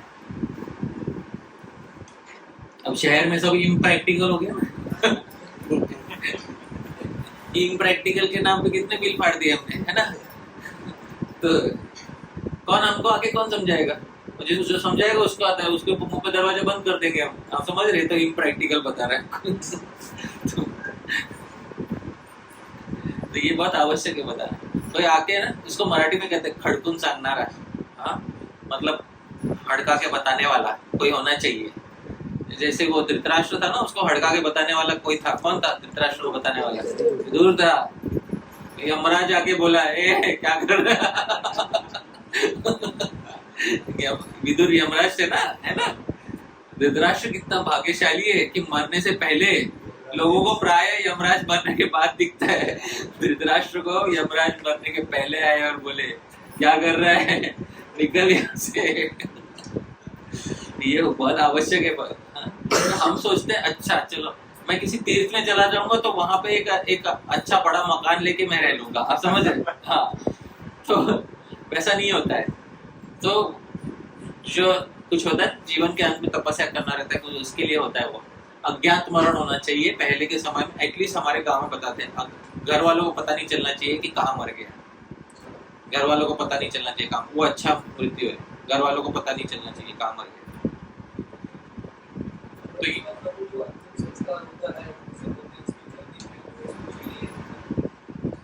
जब आप योग मार्ग पे निकले हो, आपको अंतिम संस्कार की क्या? अंतिम संस्कार को उसकी जरूरत पड़ती है जिसकी आत्मा भटक रही है। जो तीर्थ स्थान इत्यादि में मर गया, वो तीर्थ स्थान का ही महात्म्य है ना। आप समझ रहे हैं? काशी मरण कहते हैं ना उसको। हमारे दादाजी को बोला था काशी मरण होना चाहिए तुम्हारा। तो काशी मरण का मतलब क्या है? तुम मणिकर्णिका घाट पे कोई जला देगा तुमको, वो तो ठीक है, तो अंतिम संस्कार हो जाएगा तुम्हारा मणिकर्णिका घाट पर, लेकिन तो काशी मरण होना चाहिए तुमको। वो बोल के गया, बहुत हड़का के गया था वो सन्यासी, काशी मरण होना चाहिए तुमको। तब जाके हाँ, तो हमारे दादाजी कुटीर बना के रहते थे और फिर अपना अलग भजन करते थे। वो घर में मृत्यु नहीं हुआ उनका, आप समझ रहे हैं। तो जब ये होता है ना मृत्यु के समय आत्मा कहाँ से निकलता है, आप समझ रहे हैं ना, तो दिखता है मृत्यु के समय आत्मा कहाँ से निकलता है। जिसका मुंह खुल जाता है मृत्यु के समय इत्यादि, ऊपर के भाग से निकलता है, उसको ऊंची गति होती है। हाँ, तो वो हमने अपने दादाजी के विषय में देखा था कि मुख खोल के उन्होंने प्राण छोड़ा था, आप समझ रहे हैं। उसी गांव में, हमारे ही गांव में दूसरा व्यक्ति रहता था जो घर के अंदर मर गया, आप समझ रहे हैं। तो वो व्यक्ति का, उस व्यक्ति के विषय में जब वैद्य आया था तो वो बोला था इसका आत्मा जो है शरीर के निचले हिस्सों से गुजरा है, आप समझ रहे, अधोगति हुई है, इसका मतलब ये है उसकी। तो घर के अंदर मरना पहले के समय में इसको हार मानी, पराजय मानी जाती थी उसको। घर के अंदर कौन मरता है, बताओ कौन मरता है, शास्त्रों में बताया घर के अंदर कौन मरता है, जो रेशम का कीड़ा होता है ना वो अपने घर में मरता है, आप समझ रहे हैं। तो उसको बहुत ऊंची स्थिति नहीं मानी गई है। सिल्कवर्म कहते हैं ना जिसको, हाँ सिल्कवर्म नहीं बनना चाहिए पहले बाहर निकल जाना चाहिए, क्योंकि उसमें परमार्थ है। आजकल के लोग ये सब नहीं समझते, वो ना समझे, उनके हमें समझना चाहिए ये बात है। जिनको बुद्धि है उनको समझना चाहिए। अपना घर जो है अपने अगली पीढ़ी को देकर निकल जाना चाहिए, सही समय पर निकल जाना चाहिए, तब जाके ये। नहीं तो क्या है ना, हम अगली पीढ़ी पे निर्भर हो जाते हैं, आप समझ रहे हैं। आपको पता है आजकल माँ बाप भी दुहाई देते, आजकल के कलयुग के जो माँ बाप है दुहाई देते बैठते हैं, हमारा बच्चा राम की तरह क्यों नहीं है, आप समझ रहे हैं। हाँ, अरे भाई आप दशरथ को देखा है आपने कभी, दशरथ के बात सुनी आपने कभी, दशरथ का क्या वाणी था आपको पता है, जब राम आएगा मैं राम का राज्याभिषेक करूंगा, जिस दिन राम का राज्याभिषेक होगा उस दिन मैं क्या कर लूंगा, मैं वानप्रस्थ में वन की ओर प्रस्थान करूंगा, सभी रानियों के साथ में वन को प्रस्थान करूंगा। वो तो बेचारे पुत्र ने बोलना चाहिए, दशरथ जैसा पिता का है आज के युग में, दशरथ जैसा पिता नहीं है ना। रघुकुल में सभी राजाओं ने वानप्रस्थ लिया था, दिलीप हो या फिर दशरथ हो, सभी राजाओं ने वानप्रस्थ लिया था। रघुवंश है, कालिदास का नाटक, उसमें बताया सभी राजाओं ने, जो राजाओं ने संन्यास लिया ना, उसमें सभी राजाओं का संन्यास हुआ है। अच्छा, तो ये आज के समय में हम नहीं करते, क्यों नहीं करते, फिर दुर्गति होती है घर में। तो उससे होता क्या है, मैं ये मतलब बहुत बार देखा गया है कि जो अगली पीढ़ी होती है वो कभी कभी बोलते हैं अरे यार ये क्या है, आप समझ रहे हो। इन्होंने तो इनके जीवन में इनकी सत्ता चली, जब ये जवान थे इन्होंने घर अपने हिसाब से चलाया। अब जब ये बूढ़े हो गए तभी भी चाहते कि घर इनके हिसाब से चले। अरे अभी हम जवान हैं, घर किसके हिसाब से चलना चाहिए, जवान पीढ़ी के हिसाब से कि बूढ़ी पीढ़ी के हिसाब से, बताइए। देखो कितना, ये एक जवाब देने में भी कितना कष्ट है कि नहीं। हाँ, it's such a dividing and polarising question कि घर किसके हिसाब से चलना, नए पीढ़ी के हिसाब से चलना चाहिए, पुरानी पीढ़ी। वेद बताता है घर किसके हिसाब से चलना चाहिए। सम्राज्ञी भव श्वशुरस्य, जब नई बहू आती है घर में तो वेद में मंत्र है, ए बहू घर की रानी तुम हो, सास ससुर पे राज करने वाली तुम हो वो। आप समझ रहे, वेद मंत्र है वो, सम्राज्ञी भव श्वशुरस्य, तो वो तुम रानी, क्योंकि अभी संसार चलाने का तुम्हारा समय है। जिस समय वो कलश उल्टाती है उस समय पुरानी सत्ता खत्म हो जाती है, नई सत्ता शुरू हो जाती है। तो पुरानी सत्ता को उस समय थोड़ा बैक सीट में आ जाना चाहिए। ये नहीं कि घर हमारे हिसाब से चलेगा, अरे बाप रे, फिर वो नए वाले बोलेंगे बाप फिर हमारी सत्ता कब आएगी, आपने तो आपकी सत्ता कर ली, अब हमारी सत्ता नहीं, पहले तुम हमारी सेवा करके निकालो। अरे बाप रे, फिर तो हम 50 साल के हो जाएंगे तब तक। तो वो सत्ता 50 साल में नहीं मिलनी चाहिए, जब उनका प्राइम ऑफ यूथ है, जवानी है जब उनका, तब उनको सत्ता मिलनी चाहिए।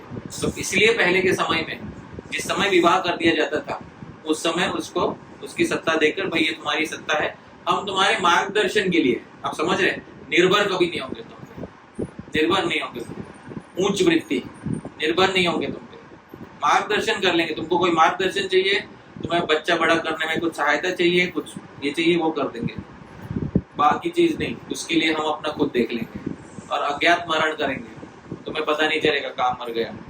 ये बात है, ये पहले के लोगों में वृत्ति थी, तो उससे सब खुशी था, बहुत अच्छा था। आप समझे, पहले के लोग में इतना खुशी क्यों था, आजकल इतना झगड़ा क्यों है, उसका बहुत सारा कारण है। तो ये जो पहले के ट्रेडिशंस है ना, उसका कुछ कीमत है, वो जब हम समझेंगे तब हमें समझ में आएगा कि पहले के लोग वैसा व्यवहार क्यों करते थे। अज्ञात मरण, काशी मरण, आप जो बोल रहे कौन देखेगा हमारे शरीर को, कौन देखेगा, शरीर को देखेंगे, बहुत सारे लोग देख लेंगे, और शरीर को देखने की आवश्यकता नहीं पड़े। आप योग मार्ग से आप सिद्धि प्राप्त करोगे, आपका आत्मा तो सिद्धि को प्राप्त हो जाएगा, फिर शरीर का क्या लेना देना।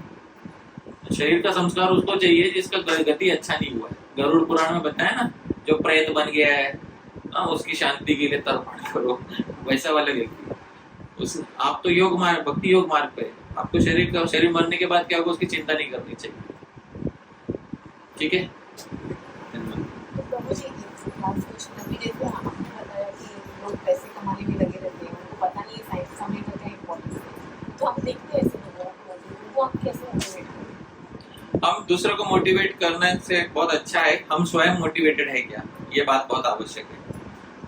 भारतवर्ष ऐसी जगह है ना जहाँ कोई आध्यात्मिकता के मार्ग पे निकलता है ना। देखो, भारत के बारे में एक बात बताता हूँ मत जी आपको। भारत में ऐसे तो साधारण लोग जो है ना, आपको आध्यात्मिकता की बात करते हुए दिखाई नहीं देते, पर जैसे कोई एक व्यक्ति थोड़ा सा आध्यात्मिक दिख जाए ना, सबके अंदर तुरंत अध्यात्म जाग जाता है। ऐसे कभी ट्रेन में जाए और कोई व्यक्ति शर्ट पैंट पहन के जाए तो लोग नोटिस नहीं करेंगे। ट्रेन में जब धोती कुर्ता पहन के जाए, सामने से 2 लोग आके बोलेंगे, हाँ ये सब करने से भगवान नहीं मिलता, हाँ कर्म करने से भगवान। अरे वाह, आपके अंदर आध्यात्मिकता जाग गई अचानक से, हाँ जस्ट बिकॉज हमने धोती कुर्ता पहना इसलिए। आप समझ रहे हैं? तो भारतवर्ष में अनेक लोग आके फ्री में सलाह जो है ना वो देने वाले लोग होते हैं। हमें अपना आध्यात्मिक जीवन पहले संवारना है, पहले अपना आध्यात्मिक जीवन देख के, यदि हमारे मन से मेल खाने वाला किसी का मन हो और कोई हमारी बात सुनने के लिए सामने से तत्पर हो, वैसे व्यक्ति को उपदेश दिया जा सकता है। और जो व्यक्ति तत्पर नहीं है, जिसको यही चाहिए कि हाँ जीवन में और क्या, बस कमाओ दमाओ और उड़ा लो और खर्च करो और इंद्रियों को तृप्ति कर लो, बस हो गया, बाकी अगला जन्म क्या देखा जाएगा, उस व्यक्ति को 1-2 बार समझा सकते, उसके बाद नहीं समझाना चाहिए, बिल्कुल नहीं समझाना चाहिए। तो उसको और समझाएंगे तो वो और क्रोधित होगा, उससे हमारा संबंध खराब होगा। तो संबंध क्यों खराब करके रहना किसी से? उसकी श्रद्धा ही नहीं है, उसके मन में अभी तक प्रकाश नहीं पड़ा कि मेरे कितने जन्म हो गए, अब तक उसके मन में वो प्रकाश नहीं पड़ा। बहुत जन्मों के बाद उसको धीरे धीरे समझ में आना है कुछ तो गलत चल रहा है ना? जब उसके मन में वो बत्ती जलेगी तब जाके वो ढूंढेंगे, जब वो ढूंढेंगे तब जाके उसको साधु संग होगा, जब साधु संग होगा तब उसकी मुक्ति का द्वार धीरे धीरे खुलेगा, और जब मुक्ति का द्वार खुलेगा तब वो स्वयं मुक्त होगा। बाकियों को लेके जाना वो हमारे पूरे शक्ति में नहीं है, क्योंकि बाकियों का खुद का भी तो कुछ विल पावर होता है, जितना जिसका विल पावर है उतना वो करता है। हम अपना देखें पहले, और फिर दूसरे जितने हमसे सहृदय हैं उतना हम दूसरों को समझा सकते हैं। ठीक है, चलिए, बहुत बहुत धन्यवाद आप सभी का, नरीता माता जी और विक्रम प्रभु, और क्या बच्चे का नाम, बेटे का प्रणील बैठा था यहाँ पे, फ्रेंड है वो। ठीक है, बहुत बहुत धन्यवाद आप सभी का, आप यहाँ पे आए। ठीक है, हरे कृष्णा।